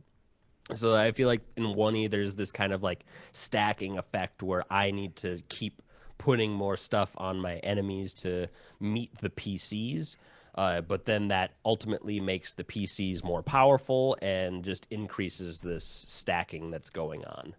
There's certainly a level of, in First Edition, like, here's the items you need, and you could kind of get them at any time, versus I think in Second Edition and Starfinder, it's like there's kind of a guideline. At level 4, you should have an X rune and an, like these things on your weapon, and at level 4 in Pathfinder, you should have or in Starfinder, you should have a ability ampule or whatever they're called, ability crystal. I don't know if that's necessarily true as part of the advancement, but I know in first edition it's kind of like you have your wealth by level, but you have like 6 really good slots to fill with shit that you need to survive. And so every character is kind of, you're throwing a bunch of variety of that shit into the loot, and it can get powerful if one character especially is like, well, I need that and I need that, and some other people bought that. Oh, and I need that. And then if they decide to instead stack the tank with all the rings protection and natural armor, amulets and stuff like that, all of a sudden one player is impossible to hit while everyone else is squishy. So that balances the party kind of weirdly. Well, and it's tough because like that's going to be the obvious threat, right? And so going back to Tyler's point, you got to play the mindset of the enemies, and like you got this big asshole who's clobbering. Kill the threat. Yeah, right. Yeah. Mike. I've more often run into times where I am going to buff an encounter to meet my PCs than the opposite. Nerf. Yeah. Well, yeah. And I feel like maybe in Griff, I've heard that from Allard a couple times tonight, but Griff, I got to ask you, have you found yourself buffing Carrying Crown to meet your party? Because I know when I GM'd first edition, I did that constantly. Yeah, I do it all the time, but I also, instead of giving plot armor, I give an actual in-game benefit. You know, that's what I do. I'm like, hey, here's something, here's a permanent buff, here's a free feat, here's this. That's your plot armor. Use it. If you don't use it, I'm killing you. I've also heard, like, I think I've heard James Jacob in some, it was either like a live like stream of Kingmaker or something. He was talking, so my campaign, Second Darkness, is written in 3.5. And when Paizo was writing for 3.5, they couldn't just like willy-nilly change monsters or NPCs stats to match the encounter. So they were always throwing rings or magical items on the character to make them an actual threat to the PCs. And I think that's kind of trickling down a little bit into the 1E system and how people and NPCs and big bads and stuff like that get leveled up for an encounter. That's not even a GM conversation. That's just the history of Paizo. Yeah. They had to do that because when 4th edition came out, they had to catch all the grognards in their net. And in order to catch all the grognards, they had to keep it as close to 3.5 as they could and still tighten it up enough to make it more efficient as a system. But there were certain changes that they wanted to make but couldn't make because it didn't match the OGL. Allard, don't open this can of worms. We can do this for the hours, whole man. OGL kind of system thing. Dude, it gets fucked up. It really does. Because they have to include rules that everybody can use when they introduce new rules, and the OGL system, it kind of creates a whole bee's nest of things. I mean, first edition is a bee's nest after 10 years. I mean, let's be honest, but for sure. What I'll have to say about it is, this won't really be a spoiler. The deaths I've had on my podcast have not been epic, and I'm totally okay with that. There you go. Because they've been impactful to the story.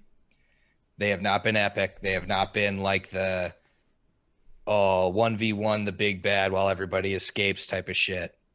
Haven't been that. That's a truly. That's a truly. That's true. And they've still been super impactful, and the ripple effect of them has made the podcast better. Yeah, and I think that goes, it plays into how you're running your story, where like you've set up your players and the PCs in them to be connected to the other PCs and stuff like that. Maybe not every other game is going to have everybody be connected to each other in such a fashion where if a random death occurs, that it's going to create those ripples that you are talking about. And I think that just goes to show that you've created this tight-knit storyline with these characters. Like, even if a death happens that's not typically impactful, it's definitely going to impact the characters, the players, and you're gonna see those ripples in the future. Yeah, I mean, I think at the end of the day, what I'm saying here is that I'll kill a character on a random encounter. Like, it's not that I'm so precious with them because of my story that I won't kill them, because obviously it's happened already. but you have to be aware of how that's going to impact the whole storyline when you do a podcast. You just have to be aware of it, and you have to have an agreement with your players at that point that even though, because we're playing off of the dice, even though something wasn't as epic as it could have been, let's make it like this super impactful thing. And the episodes following that, like, let's make that this huge thing and this huge turning point and this huge like rallying point for the party, so that the story can continue and their death can feel impactful, even if it was, you know, a random chance death. Mm-hmm. When I think about first edition, I think that you know, what's going to kill your parties is going to be it's not going to be like the status effects and stuff like it is in some of the other systems where they really doubled down on that. It's going to be the errant crit, and it's going to start to be rocket tag. And I'm starting to feel that now that my party is at level 9. You know, we're definitely heading on the freight train to rocket tag down. Mm-hmm. And that's something where I'm worried about it, but I also know that once you're at rocket tag, is death really that impactful? You're right. And so I'm curious about that as a podcast. Like, are you going to let your party just resurrect everybody? Or are you going to have them bring new characters? Like, I know there are examples of shows that don't do the resurrection shit at all. And in my opinion, it's like, it's totally up to them. There's such a missed opportunity there. I'm sorry to interrupt you, Adam, because in high level first edition, when a soul makes its way to the boneyard and the living party cast resurrect on that dead body, it is the soul's decision as to whether or not they re-enter that undead that body. And that is something that's such an RP opportunity. Well, that's the truth. That's how that is how you should play it. Like, that's every time. Like, anytime a player dies at high level where resurrection is an option, you hand that decision to the fucking player. Absolutely. Like, it's built into the game. It's built into the game. Do you want to continue with this character, or do you want to try something new? That is your choice to make. Like, at a certain point, yeah, your party, unless they get TPK'd, is immune to death because of the wealth that they have. And especially if you have a cleric in the party, then they're generally, you know, unless the cleric goes down, immune to death in the combat. And so if the rocket tag works off, at least in the favor of your cleric. Thank God for low magic Starfinder on that. Yeah, seriously. So yeah, I think it's really that's where I say complete GM hand off the chess piece there. Like, I'm not a part of that decision. I'm not going to say like you can't come back. I'm not going to say you can. It's between the dead person and the rest of the party to decide if they want to resurrect that dead person. But it is something to bring up. It will come up in at least the 2E stuff as you guys level to higher level, because I think Extinction Curse goes to 20th.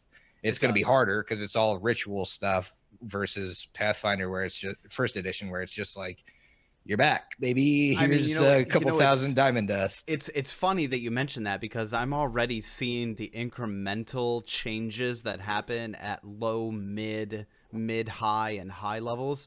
Right now, I'm at low, mid levels right now, and there are already things that just did not happen from 1 to 6 that I'm now seeing as being highly consequential to the system that I didn't even consider. But that's a whole other conversation. Well, speaking of a whole nother conversation, we should get to the listener questions, because we got a ton. We do. And guys, if you want to keep them coming, keep them coming. Adam, are you going to do listener question duty here? Yeah, I got you. All right. You've been doing such a great job, Griff, as host. Oh, thanks, bud. Let me take it from here. Namaste. Yeah, great job.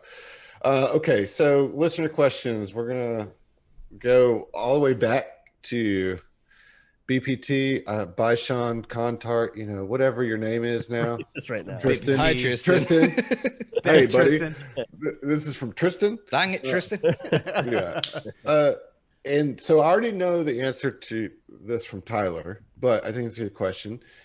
Do you ever feel pressured to fudge numbers to allow a character you like to live? Nope. Tyler obviously doesn't because he can't. Nope, I Because don't. he rolls it all on the table, which Straight I respect that in a weird way.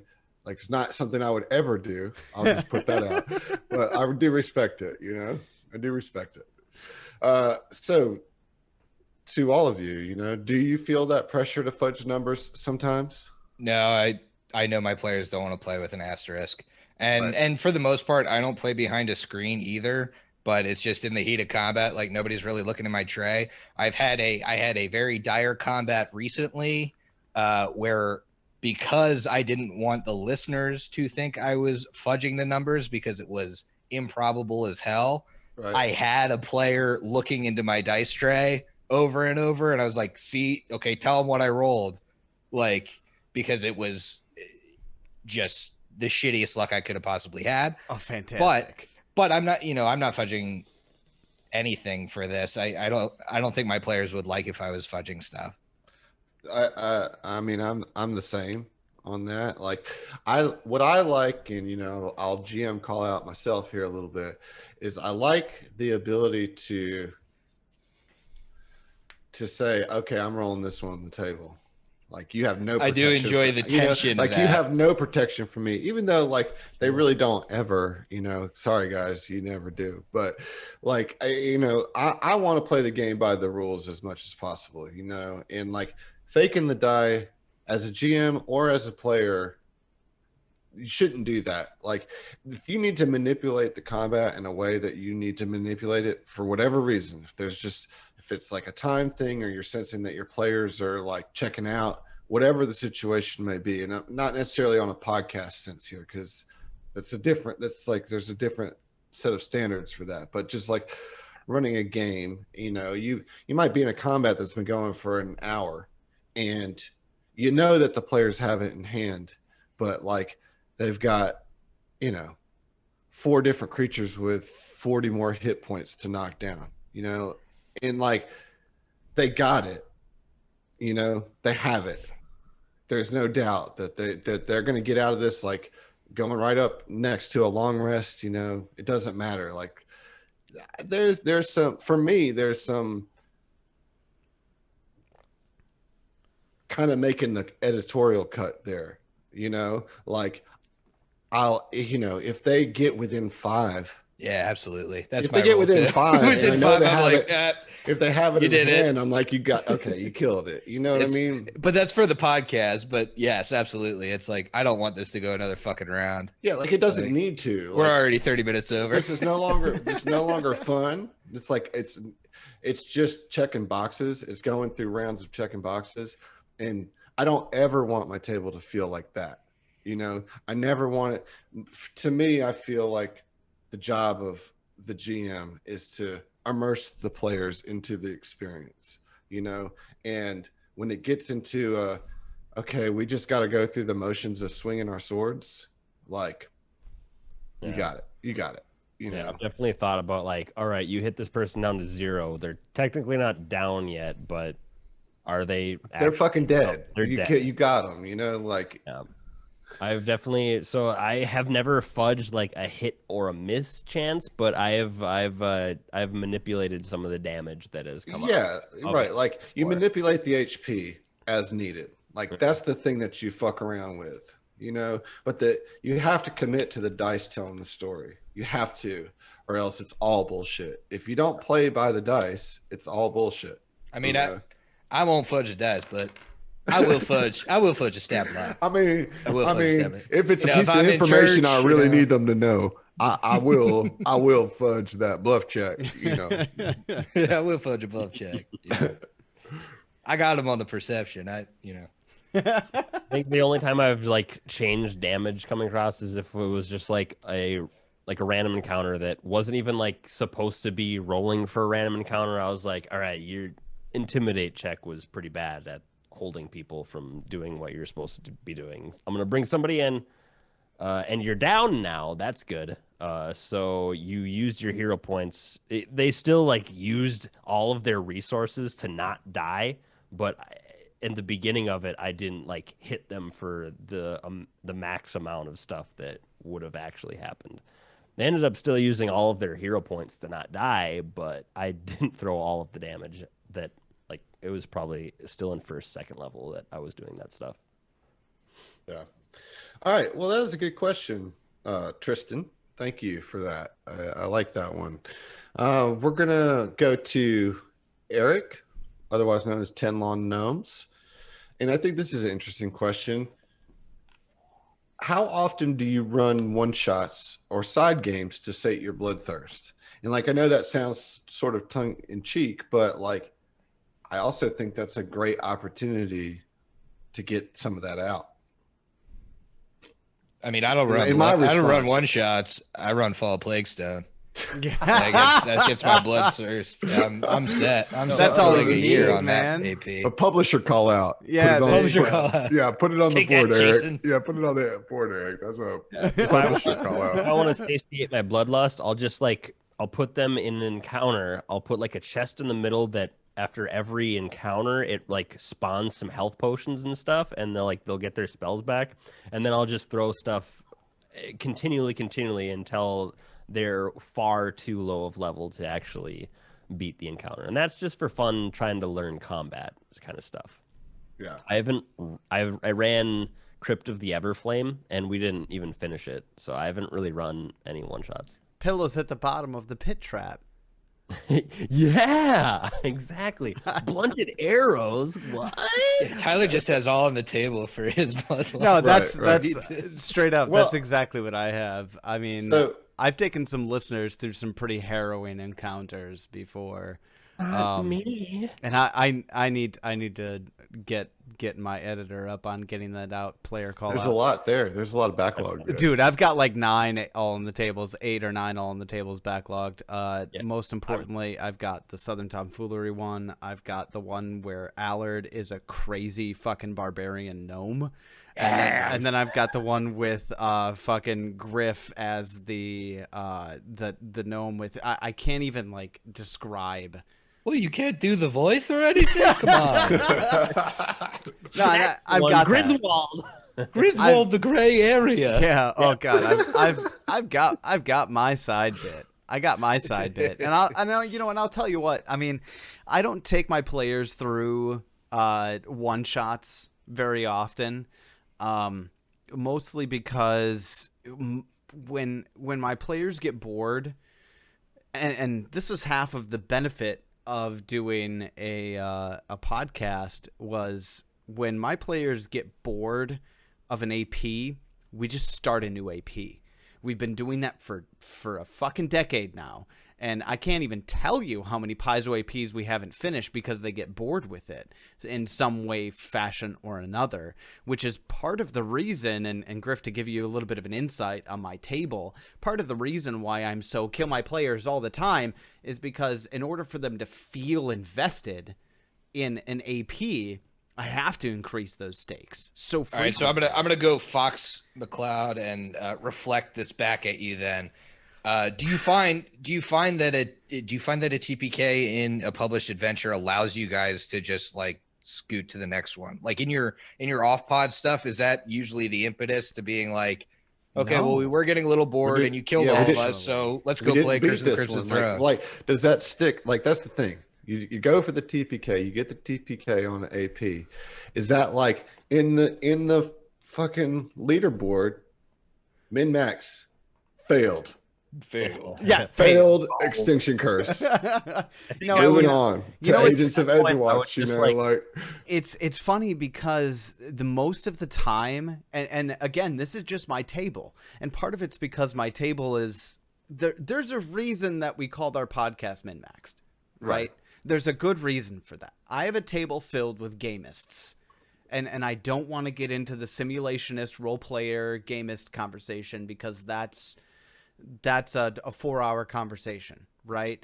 But I have a bunch of gamers at my table, and they want to succeed, and they want to win, and they build their characters to win. And this is especially true in first edition. I actually personally thank second edition for relieving this burden on me, which was trying to constantly increase the difficulty level of the APs that they would put out, because in first edition, if you have a table of 4 players who are honestly trying to make the most effective players every time they make a character, it's so easy to do. If you really look at all the splat books, and you really look at all the different mechanics and the pluses and the way things stack, it's something that you can easily do. With it's exploitable. It is very exploitable. First edition is exploitable, and not to get down on what the editions that Griff and Allard play, because after listening to your guys' pods, your players don't do that. So it still makes for an interesting pod where the stakes are high. They're still playing the game. Exactly. I'm still playing the game. But when Michael from min-maxing with my players, and with the way that they've been playing first edition for so long, second edition was a breath of fresh air. When we switched APs, it wasn't because I TPK'd a party and they were like, okay, it's time to move on. It's because they were walking over every single encounter where they got bored. And they wanted to create new party compositions and test new synergies in first edition. And that's where my table finds their enjoyment off of breaking the system.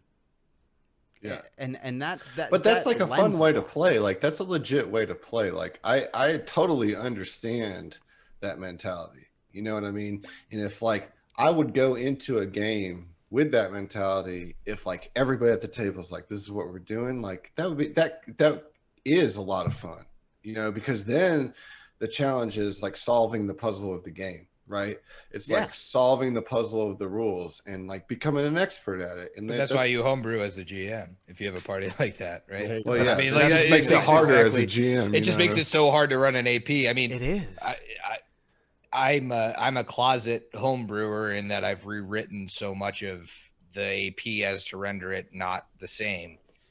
I do that so I can put my shit in that I'm like, oh, this is going to be specifically challenging for the party, and I can do this and I can do that. And for those listening on YouTube, and if like I've played through Carrying Crown and tried to jack encounters that came across my table, Griff takes that to another level. He does, and he tunes it to his players, and that's actually something I really respect about you, Griff, is that you tune things to your table from the AP, and that's something that to an extent I was never able to do in first edition. Like, well, but here's I'm a GM call out myself, but the players, oh no, but the players he's calling out himself. But the players made the agreement for Griffin. Like that can't be understated, right. Is that the players, Griffin incentivized them to play not min-maxed characters. Exactly. Like I'm not running for a table that's trying to form the best synergy in the system and break the system, because I specifically said we're doing a podcast, we won't do that, and I'll give you benefits for not doing that. But that's just one way to play. That's what I'm saying. Like that was the agreement at that table. But like to me, what draws me to min-max is the agreement to put the system through the test, like that's, and there's still RP involved in it, but like you guys are stress testing 2E, and I'm here for it. Like I think that's great, and it's a fun way to play, and I would play that way if there was the agreement at the table to do it. Like, we're gonna bring that's essentially what this whole Smash Finder thing is, right? Yeah. Like, and I can't wait to fucking do that. I can't wait to do that. So I'm with that mindset. To go back to what we said earlier, it all comes down to talk to your fucking table, because it depends on the table. Hey kiddos, this was a talk about doing one shots. Is that what this question was about? I'm gonna GM call out the 4 of us and say we just took that on a tangent. All right, so we're I'm gonna read, if you don't mind, Ed, I'm gonna read my favorite question before we get to the next one, which is from Jay Pickle. You're all incredibly sexy GMs. That's a good one. And I know it might be a question to some, but not many. Yeah, I mean, agree or disagree, Tyler. We're all incredibly sexist. Full on agree, man. Okay. Like, I mean, he follows this up with, and Horace Kroon deserves a raise. That's me. hey, Yes, that's I know. this guy. Raise? That's also true. Yes. Raise Wait, is you're a- getting paid for this? I am getting paid for this. Thank you. Or He does, is now. Sweet, He just sweet got a Discord raise. residuals. or and does those Horace YouTube Kroon monies. within your game get a raise within his business? Well, he gets a raise out of some things. Heyo. Okay. All right. Moving on. We got questions to answer here. All right. So this one is from MKH Talby. I hope I got that right. Has a death ever killed the momentum of a campaign? How do you revive a campaign once the momentum dies? And I think we talked about this a little bit. So let's try to keep it narrow here. Is there a specific example where a death did do that? If not, we'll just move on, And any death that's happened PC or not has only kind of been used to progress the story. I haven't run into one that has hindered the story. Maybe my death as a PC back when we were just kind of like fucking around learning the system and like doing Rise of the Rune Lords, it kind of hindered things because we ended up staying in Riddleport for another 2 levels. But other than that, I'll say a TPK has done that.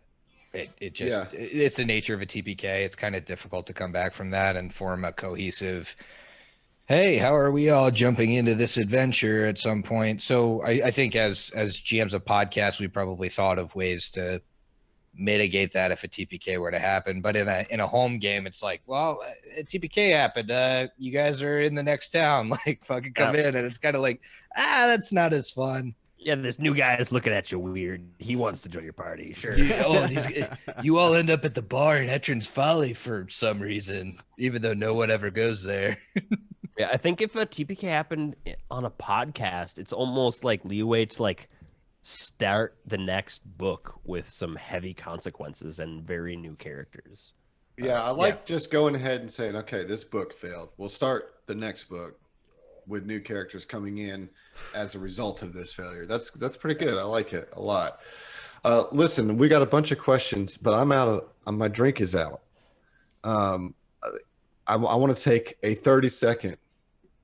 We take a 30-second break. A 30-second interlude. Should we just stay live and make fun of Adam while he's Yeah, gone? that's what that was totally literally do that. the thought in my head is that I was going to leave and you guys get this opportunity to talk shit about me. Like all the GM call out you want. Go for it. I'm Right. off. Yeah. Call out number 1. He doesn't go shirtless enough. Not enough. Straight up. Not nearly enough for anybody. That's my only one. Nah. GM call out. I mean, I've never seen him use that keyboard. Does he even know how to play keyboards? I don't know. I don't know if he knows how to play keyboards because I've never seen him use it. He's shown me music that supposedly he's written, but how do I know? I mean, GM call out is his skin actually that orange all the time? I think it is. It must blue be. walls. I think that's a result of like Norwegian fair skin living in New Orleans for too long. It's got. I think he has a lot of orange things in his room in the back part that are, the A and the P in that APA hat, the rock crystal light. I was gonna say, look at that salt crystal light, man. That's some new age hippie shit if I've ever seen it. As the skin. I mean, also if we're thinking about it, like who doesn't bring enough alcohol up to last all of GM Happy Hour? Come on, man. Right? I fill a decanter every Look at that time. shit. I mean, I have a It's right 6-pack there. right next to don't me, even have to just in leave. case. Oh, he's back. He's back. Oh, This guy's I can't slacking wait it all for you to out? listen- so I can't hard. wait for you to listen to all How that. hard Adam. is he slacking? He's slacking so hard that his pants are pleated right now. Oh, Good that's inspiration, beautiful. Allard. That was good. That's a good one. That was good. Thank you. Thank you. How much did we fuck up the board, Eric? I got to know. I mean, Yeah, about 3 or 4. 3 or 4? Okay. All right, next question. We good? Yeah, we're good. yeah, we All right. good. All right. I hope y'all feel good. Oh, I do. Okay. So from Josh from Southern Tomfoolery, is there a character that you've actively tried to kill and just couldn't? I mean, For me, all I'm going to say, and then I'll turn it over to you, is Josh, you absolutely know the answer to that question. All right, the rest of you. Well, Josh knows the answer to that question, but I don't. Tell me, Adam. I can't. We made a no spoiler. Oh, that's right. No spoiler alerts. See, Yeah. I actually know the answer to that question, and everybody go listen to. See, don't ever trust your APA. GMs, dude. They're always setting up the best story, you know? Yeah, So, I mean, what do y'all think? What, you know? I mean, I have a character with 36 AC at level 9, so I know those. I know those woes, but you know, can't get them will you're saves. a GM. Yeah, exactly. You're a GM. You find a way around You that. find a way, Touch right? spells. It's when you start touch homebrewing. attacks. when It's you all start- anybody has anymore. It's when you start homebrewing encounters, adding All these templates, youths, you know? Right. all these youths with their touch attacks these days. They don't respect real swordplay. They don't respect real armor. They It's really funny. One of my players, Ted, who is the least experienced out of my entire group, both devoured and broke first edition so quickly after I invited him to play that it became my personal goal to kill him as a player. And I wasn't able to successfully do it until we played second edition, because of how thoroughly he was able to make his first edition characters work. And I tried so hard in first edition to kill this player. And that was a personal challenge that we had at the table. And we all kind of agreed to it. And the party tried to keep him alive, and I tried to kill him. And it just didn't happen. This was off podcast, obviously. But it was fun. We tried, but we couldn't make it happen. And I feel you on that, Griff. It's possible to get that ridiculous AC. Yeah. And then you throw some bullshit racial traits in there that give you a double roll or something that are remembered 20% of the time, and you know, then you're just in tough territory for those will saves too. Right. That's right. I'm sorry. All right. Next question from Jay Pickle. As GMs, what ideas might you have to incentivize players to be more okay with character death? And he provides an example here. As an example solution, what are your thoughts on a reincarnation type of thing where a dead character could pass along any one feat they had to that player's next character as a kind of memento? Which, taking inspiration, Jay Pickle, I like where your head's at. That's pretty slick. You know, like you're talking about a free bonus feat, right? And I like it. I'm not decided on the actual possibilities of that, but your head is in a good place there. So what do you guys think? Maybe like carry over hero points or something like that into the new character. Well, the thing is that you're reincarnating the person that existed, and so you have a piece of them in you innately. And I think there's I think that could be abused if done too much, it would be like a gimmick. But as a one-time thing, and somebody has that idea and says, here's how I want to come in with a new character, I think that's a pretty cool idea.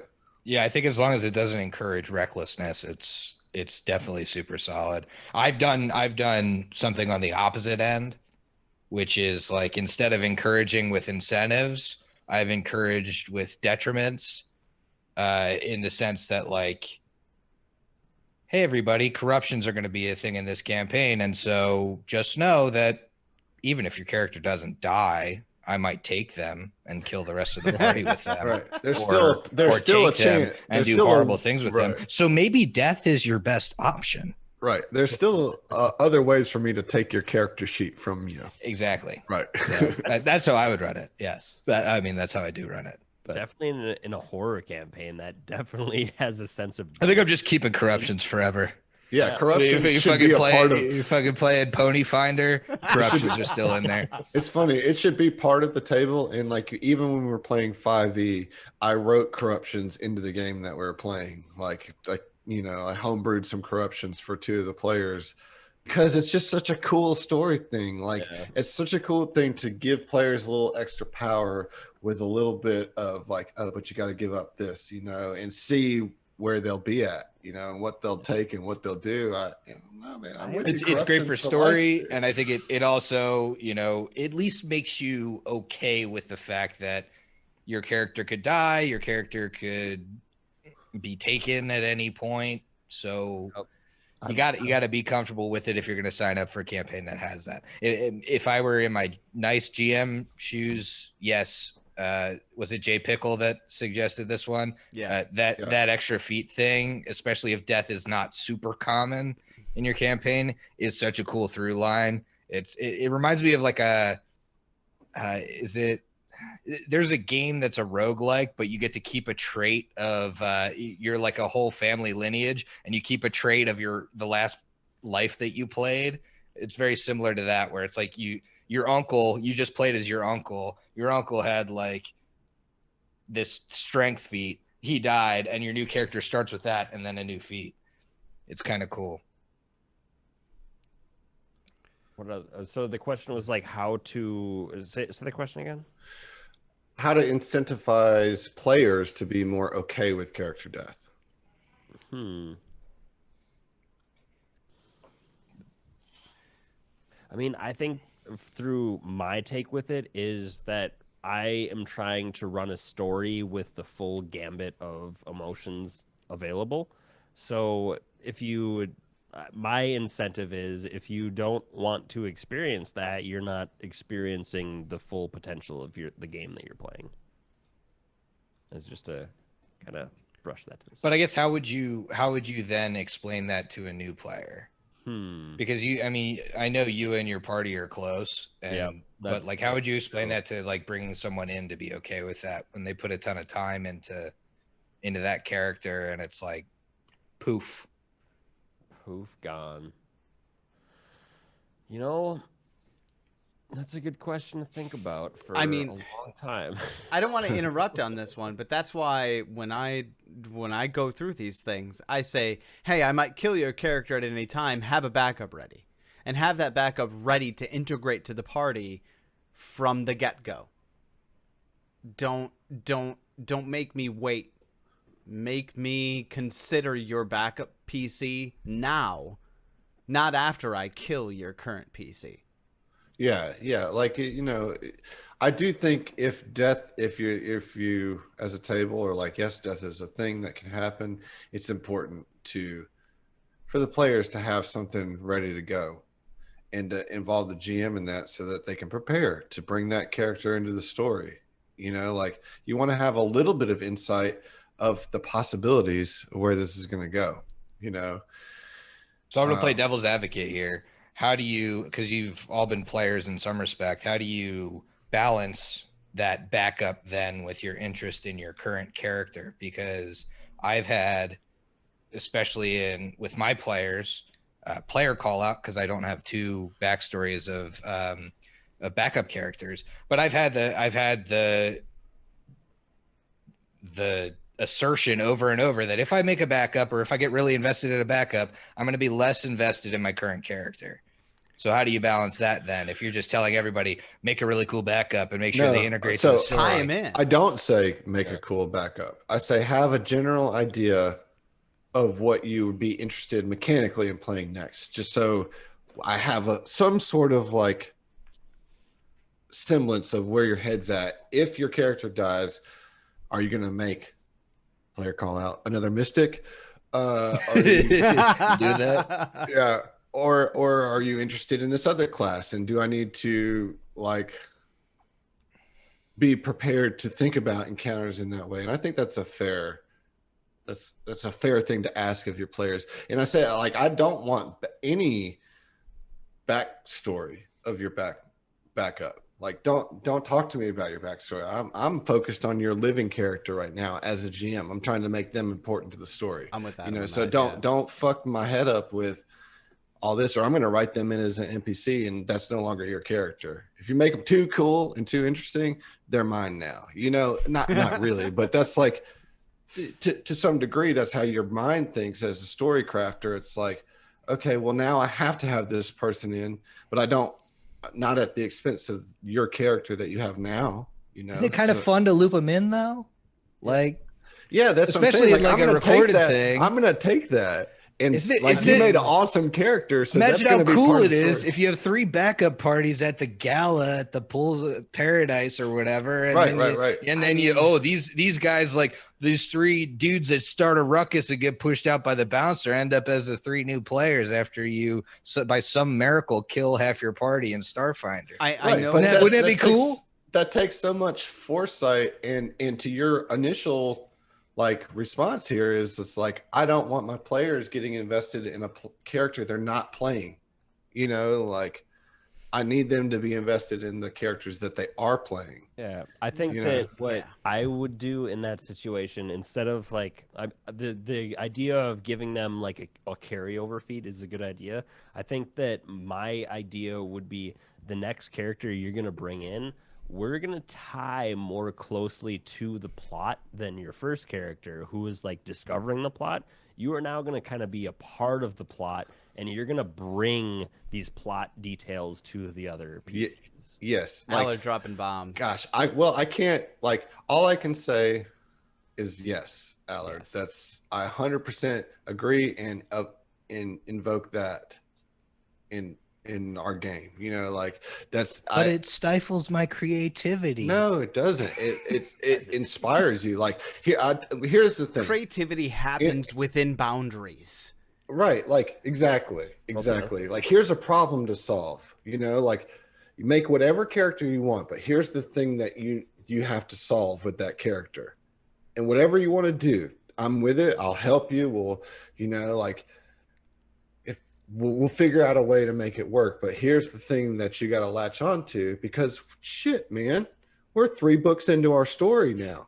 You know, I'm 100% on board with you. I just like poking the bear here. I'm 100 all night tonight. I've been like, yeah, I know where you're coming from, but I just can't keep poking. Right. Well, that's good. You know, I'm hosted. right. I get to do that. It's going to be a pokey session when Griffin's hosting. You know, just get used to it. Pokey and punchy, baby. Oh man, I love it. I love it. All right, next question. Yeah, we got a lot. Yeah. All right, good question. Good question, Jay Pickle. I like it. Thank you.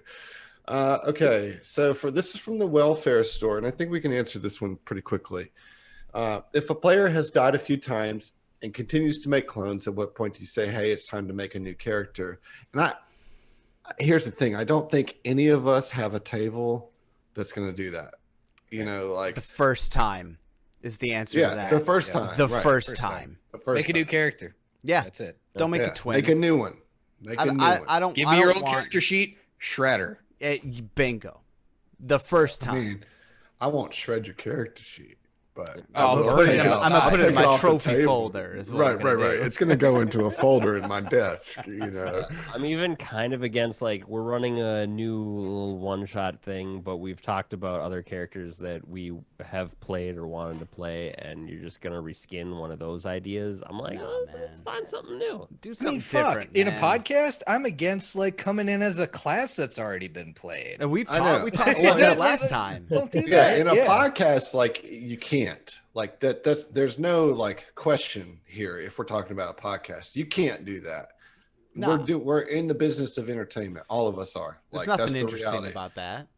Yeah, like that is bad storytelling. Period. Like you can't do that as somebody who's trying to put out a creative output that's resting on, hey, we're telling a story, and have a clone of the character that just died. That undermines every bit of story of the character that came before it.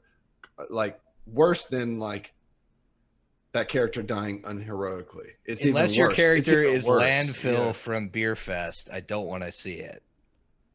I mean, I could see like a character dying that was like the cleric or the only person who had healing powers, and like coming back. So you make an as oracle. another cleric You make or something like that. But yeah, There's other healing at options. you know? least have them worship a different deity. That's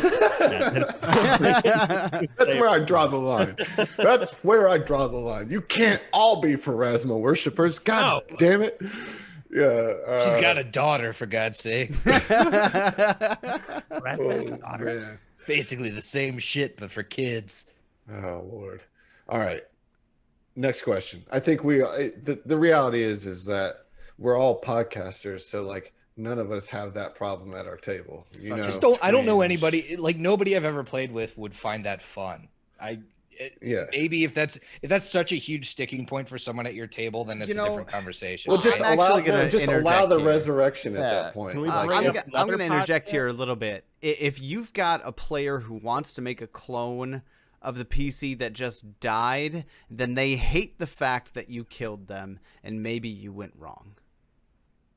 no, maybe. Now, but if you not- want to I don't be a think that's like necromancer in one of my hard-line statement. campaigns, Yeah. if you want to be a necromancer and bring him back that way, then fuck, go for it. I mean, that's I'm all about just that. the I'm all thought, about that. like- I do like- it myself. Like I've had it happen a handful of times in my career where I've killed a player and they just literally make the exact same class, exact same feats and everything come back because they don't care about the story. They just want to play and they just bring the same thing back. I mean, that's outside of the whole podcasting purview, period.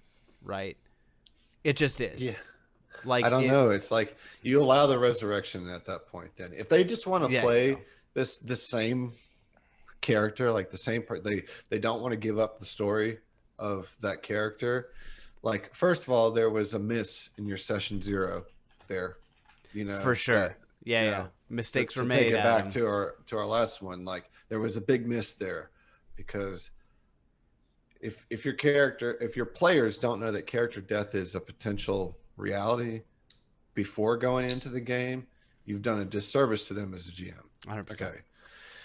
What about the idea of like, all right, we have going into this AP, we have all decided as players that, all right, this person's going to be kind of the tanky, this person's going to be the caster, this person's going to be the healer. And then when one of those people die, they come back and try to fulfill that same role. I think you I can don't do think that that's with, cloning while at all, making though. you could still make a new character that fills the mechanical role. Because we kind of talked about this in the session 0 one, I think, where it was Yeah. like, you know, party balance and everything. yeah, party balance and that kind of Yeah. thing. I think your creative players are going to come in and say, okay, well, I was a cleric and now I still want to be able to heal, but maybe I want to be able to blast stuff. I'm going to be a water kineticist. Like, There you go. dope. You can heal and you can do something completely different. That's awesome. I mean, you might have somebody that wants to do cleric, but I haven't met a lot of people that have played. I mean, besides like Tyler, that have played the system long enough that have played every class and are now like, oh, I'll just come back as the same thing. Most people I know are like, I really want to see how this works. Yeah, for sure. For sure. Yeah. We're already All right, getting next- called out for going Next on question. on Yeah, this next question. Yeah, All right, yeah. all right, all right. This is from Emily at Southern Tomfoolery. How do you handle a PC dying unexpectedly? And I think we've touched on that, right? But like, let's just talk specifically about an encounter that should have been easy. And Emily, you're going to make me say this as a Southerner, goes super south or death by some kind of accident. You know, like, I'll make my I answer know on we've this talked quick. about this a lot, but like I want to focus specifically on everybody gets caught off guard by the death. Like it happened in a round and nobody saw it coming. Like, fuck, what now? Tyler's gonna be able to answer this one because Yeah. he's had a killing around. I mean, I'm gonna tell you the way that it goes is I say, and I did this in my pod. Again, no spoilers. I say But a little spoiler. a little spoiler. Tell me how this happens in 6 seconds. Right. Right. And then it's everybody go from here.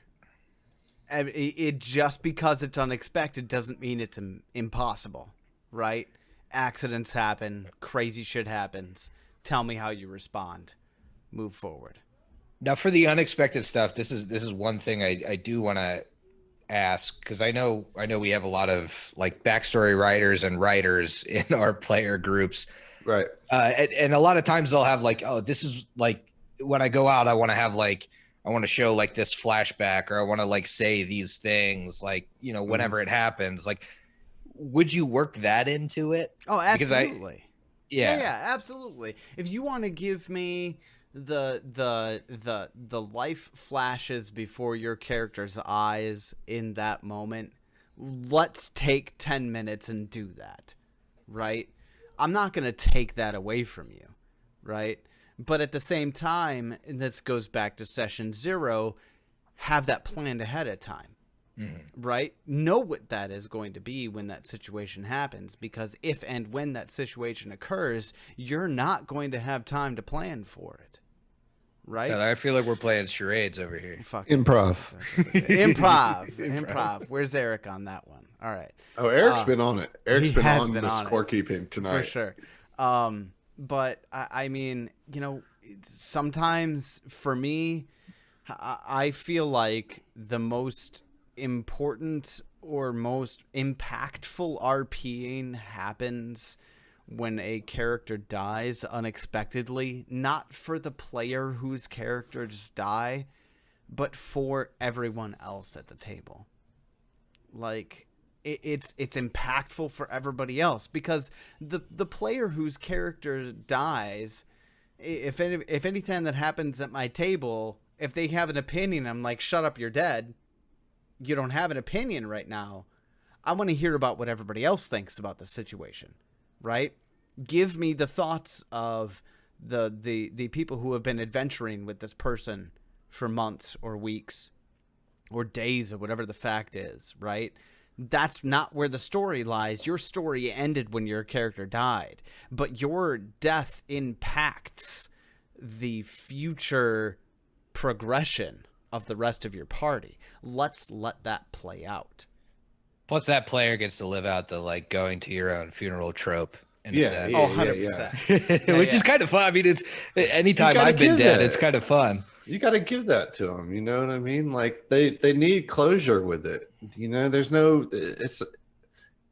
You can joke about it or you can like diminish it as much as you want, but it is a loss. Yeah. Like it is a loss, and you feel it, and you need to be able to feel that. Like there's nothing wrong or inappropriate about that. And it's like, you got to make the space for it as well. And I think so far, all of us have done that to like the nth degree. I think that's one thing that, Allard, I know you're waiting to pop your cherry, but you'll get there, and I have so faith in you. I have faith in you. I have faith in you. But like the point is that we all come to this with the similar agreement that regardless of how you get to the death needs to be impactful to the story. Yeah. And that's the kind of like bottom line truth of it, right, Phyllis? Oh, absolutely. For sure, facilitate the impact of it with the other players that are still surviving, because if you shed a light on how they're feeling, it's definitely going to impact the story regardless, because the story is about them progressing through these events. And if they feel different, it's going to change the story. There's no way that the player whose character just died won't remind all of the other players at the table what their character would have felt about a particular situation. Right. Yeah, without a doubt. They're going to bring that up. They're absolutely going to bring that up because they want to RP that. And they want to bring that specter over the other characters. You want to be haunted by a dead character. Absolutely. And that brings one way so to much haunt to a them table. as a GM. One way to haunt them as a GM is to continue to fuck up their character's name over and over. Like it's like, oh shit, oh never mind. No, you're this character now. Yeah, that'll get him every time. That'll get him every time. All right, next question. And all right, for real, y'all. I don't have a buzzer, but pretend like I have a buzzer. You guys have a minute to answer this dual question. I'm combining two questions, and you have a minute to answer it each. Okay. First part of it comes from Jay Pickle. What is your favorite character death that you've personally experienced? And the follow-up to that comes from Josh. Question is, because you're all monsters, what was your most satisfying kill? So, favorite personal character death as a player and favorite kill as a GM. And like, I'm talking 2-sentence descriptions of each. All right, I'm gonna start with you, Griffin, just because you've been on it. So I'm counting on you. All right, I got you. Right. So my favorite death was actually my first death as a player. My character Kyron jumped into the water to fix the rudder of a ship, was attacked by a gigantic fish, and he died critting the fish in the eye in its jaws before it swallowed him whole, Nice. killed him. My most satisfying was the last kill I got in Plague Stone on a TPK, where I had higher speed than the character, chased the running away wizard down, and shoved a dagger in their stomach. Nice. Fantastic. Nice. Very good answer. Taking inspiration, Griffin. Tyler, you're next. I've already answered this in the previous, but there's nothing more satisfying than having a powerful wizard be cloned and come out of a mirror and kill them with an disintegrate. I killed a player with their own sheet, and it was so satisfying. Nice. I loved it. Do you have a favorite character death that you've had as a player? Yeah, but the most memorable for me was the gunslinger I made for Skulls and Shackled that died by a dire shark because I forgot that shooting it underwater provoked an attack of opportunity. I died. Nice. Damn it. I died All right. by attack of opportunity. It sucked. I'm going to answer next because Allard, you only have probably one answer of this two-part question, right? So for me, favorite character death was the only character death that I've had as a player when I played a witch hunter in a Curse of Strahd game, and the boss, Strahd himself, threw me into a fireplace. I died and then came back as a vampire. You are kindling now. Yeah. And had to spend the rest of that adventure as a vampire, as part of a party who had a bunch of anti-vampire stuff, like just being around my party was dangerous, but that was a lot of fun. Super Did they know iconic you death were a for me. vampire? Yeah. Oh yeah. Okay. Yeah. There was a whole thing. It was, I mean, half of New Orleans is vampires. Didn't you know that? right. I didn't. Truly. Favorite death was a favorite kill I got was I'm going to try to make this short. John was playing a NPC character that I gave to him to join our Tomb of Annihilation game. So we'd been playing for a while. He wasn't available at the beginning of it, and then he had some time and he wanted to join up. And so the party was already traveling with this half orc cleric, and he's like, I'll play the cleric, but he was playing this character that wasn't his, and it became quickly apparent that that character wasn't jiving with John, like he wasn't identifying with it. It wasn't his, and that character had become friends with Heath's character because Heath likes to buddy up with characters. That's kind of like his MO, he Modus likes to have operandi. he likes to have like a buddy PC. And so his character, who was also a half orc, had become friends with this cleric over their trek through the jungle. But unfortunately for Heath, his character died to a zombie T-Rex, which that was pretty fun. Can't be helped. That was pretty fun. But that's what was more fun was then attacking the same party with the same zombie T-Rex and killing John's cleric because he hated that cleric anyway. And so like he was like engaged in the death scene. So it was awesome. Got killed by the Z-Rex, or got pinned by the zombie T-Rex, Z-Rex as we called it. And then out of its stomach came a zombified Heath character who actually dealt the killing blow to the cleric, so like this cleric's like best friend killed her out of the stomach of the T-Rex that killed her best friend. It was awesome. My favorite. That does sound awesome, but another thing that's awesome is the rolling GM call out that just came out of the chat. Seriously. For you, adhering to your own rule. Wait, what? Everybody's short. calling you out here. Keeping it short. Right. Fair enough. Right. Fair enough. Allard. I will go on to say that my PC death that I've experienced was even more interesting because when I came back with a new character, we went back into that dungeon that I had died in, and we all found my dead body and like not all of the good stuff that was on him, but just like going back and finding that dead body was kind of sad and impactful in the same way. As far as my favorite kill, you guys are just gonna have to keep listening to find out. Yeah, I'm so I'll excited. tell you when I find out. Yeah. Tell you what I know.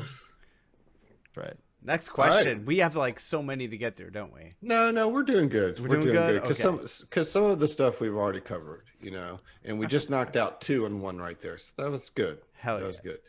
As long as we All can right. get these twofers going. So this one comes from Eric, who's doing a great job of scorekeeping. Thank you, Eric. Appreciate it. Really do. This second question from Eric. When do you decide to or not to point out potentially dangerous situations or other critical roles and saves? And, Griffin, I know that you do this. I've listened to you. Myself, I do this sometimes. Tyler, you don't at all. Allard, you haven't yet. But, I know that Griffin and I tend to sometimes warn our players a little bit. We'll be like, "Ooh, this is y'all need to be thinking about what you're doing right now." I like to do it to build the tension the first time when I have the spell prepared a second time, just so I can get them to burn all their valuable resources. I like the way you think, Griff. I mean, it's mean, but it's. I think it's if you're in a game where you're giving your players resources for good role play and for that kind of stuff, like I'm going to give you a warning to when you might want to spend it. I understand second edition has hero points baked in, but with first edition and Starfinder where none of that's baked in, if I'm giving you a reward system, I don't want you to sit on 3 of them. I'm sorry, Griffin, but I got a GM call out. David, there are no hero points in Starfinder. Take that shit out of your fucking game. All right, go ahead. Go. Jim, call out. Call out to who? I just said there wasn't anything in Starfinder. No. I'm calling out to David on MinMax on their Get out of Starfinder. here. We do space points. Yeah, get Space Give me a fucking space points. Already too hard to points out of die. here. Yeah. Trash. Trash. But yeah. I mean, if you're giving those kind of benefits to your players, you owe it to your players, in my opinion. And of course, people differ on this, but in my opinion, I feel like I owe it to them to, hey, don't use this on a shitty thing. Use this on a good thing. That's just how I feel about it. Right. Maybe I'm being nice, but No, I don't- prefer to be you're nice not, then. because you're coming at them and you're like, hey, look, I'm coming at you. You have Yeah. these resources.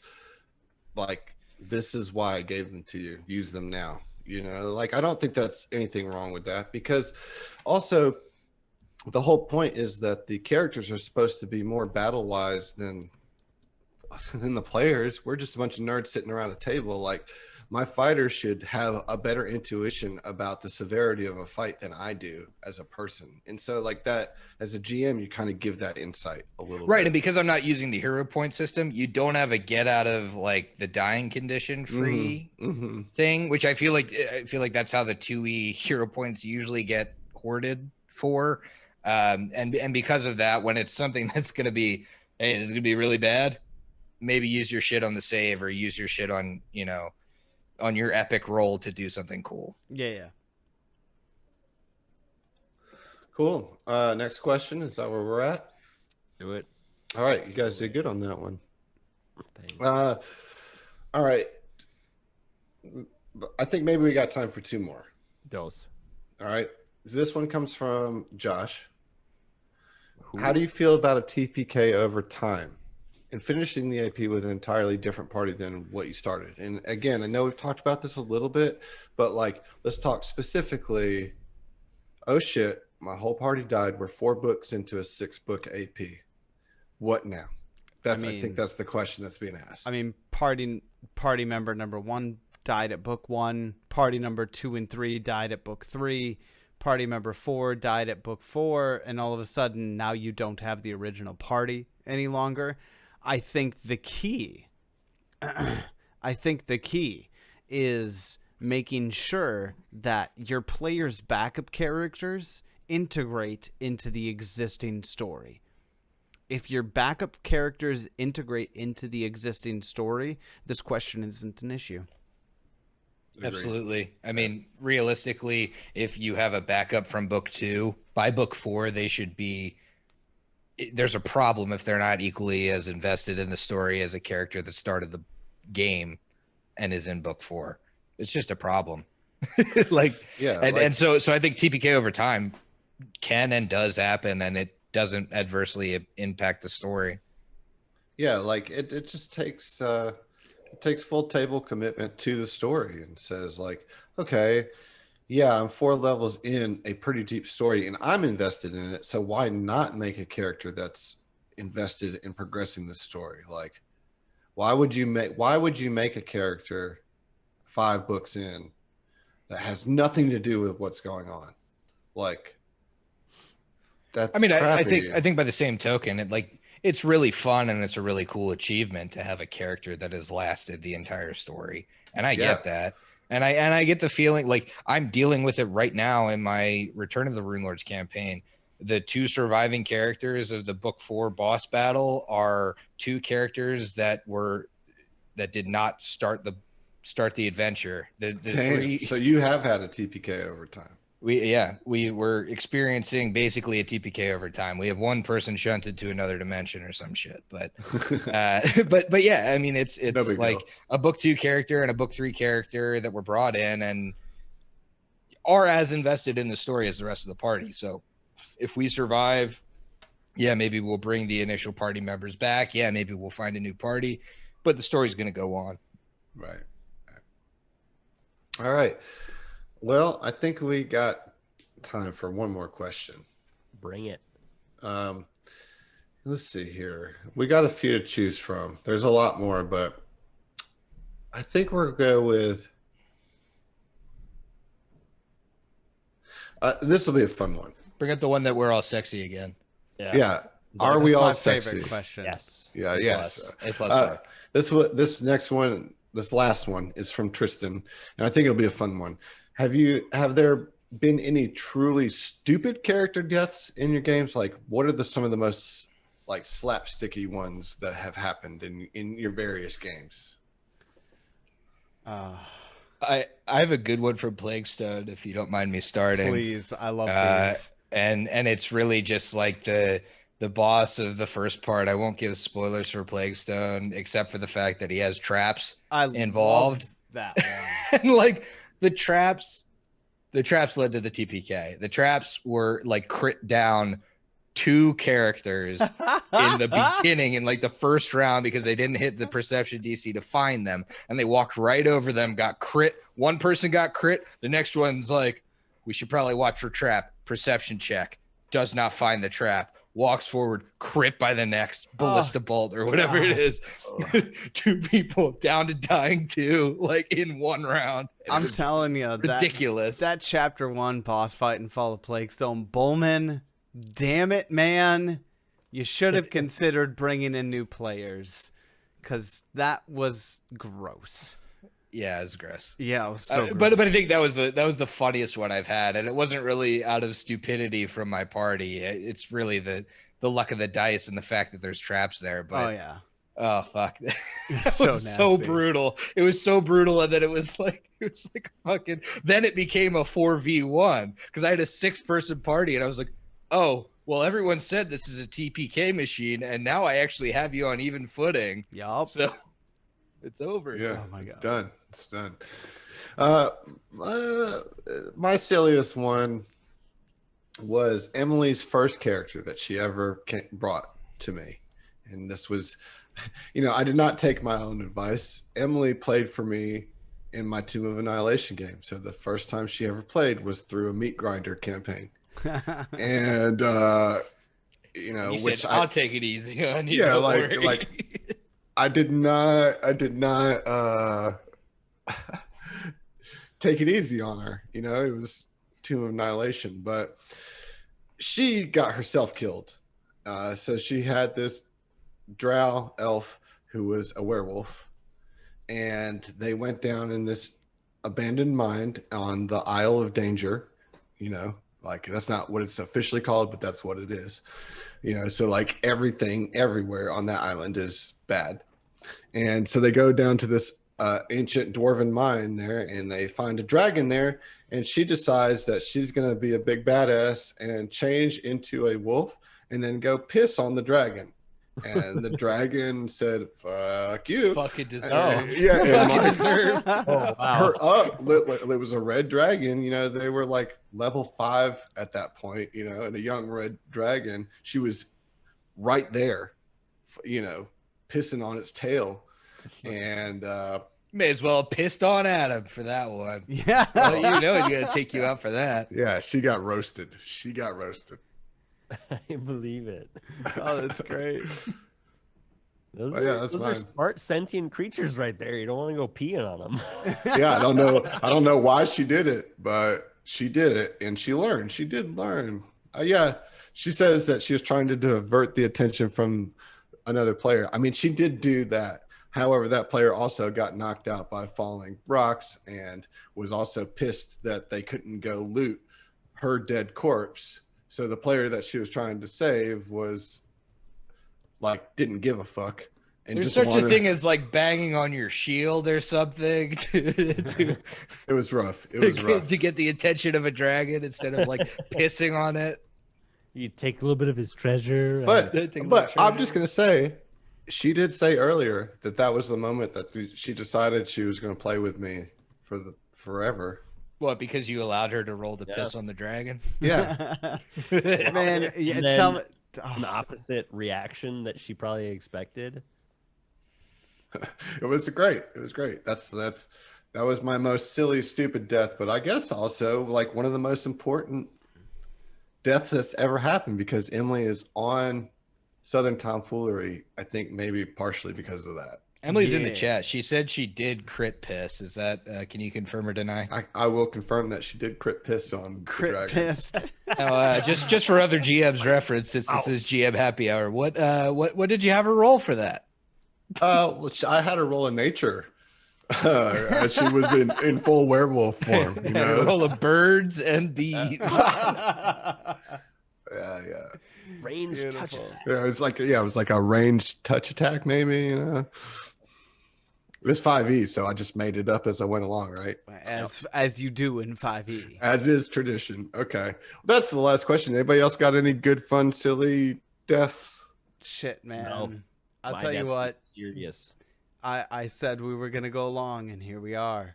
We did go long. but I think 45 it- minutes over our longest so far. Is it? Well, Yeah. Pretty good. I mean, but whatever, This is a We're here big to topic, answer though. questions, Yeah. we're here for you guys, and you guys had some good questions, and it's a good topic, so To fuck be it. fair, we took a 15-minute break, so. We did. True. We did. Instead of a 10.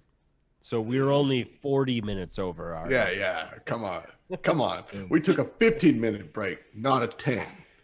Well, it this sounds is so like much that's the fun. conclusion of the questions here. So Yeah. I want to thank the people that are listening in live. I want to thank the people that are listening on YouTube. Thank you guys. We enjoy continuing to bring GM's Happy Hour to you. This has been a lot of fun. Obviously, we have a lot of different experience and games that we're playing and things that we're bringing to the table. And I think that makes it a good conversation every time. So cheers, guys. Cheers. Finish your drinks. We'll see you next time. All right, fine. Cheers. I knew it. I knew it.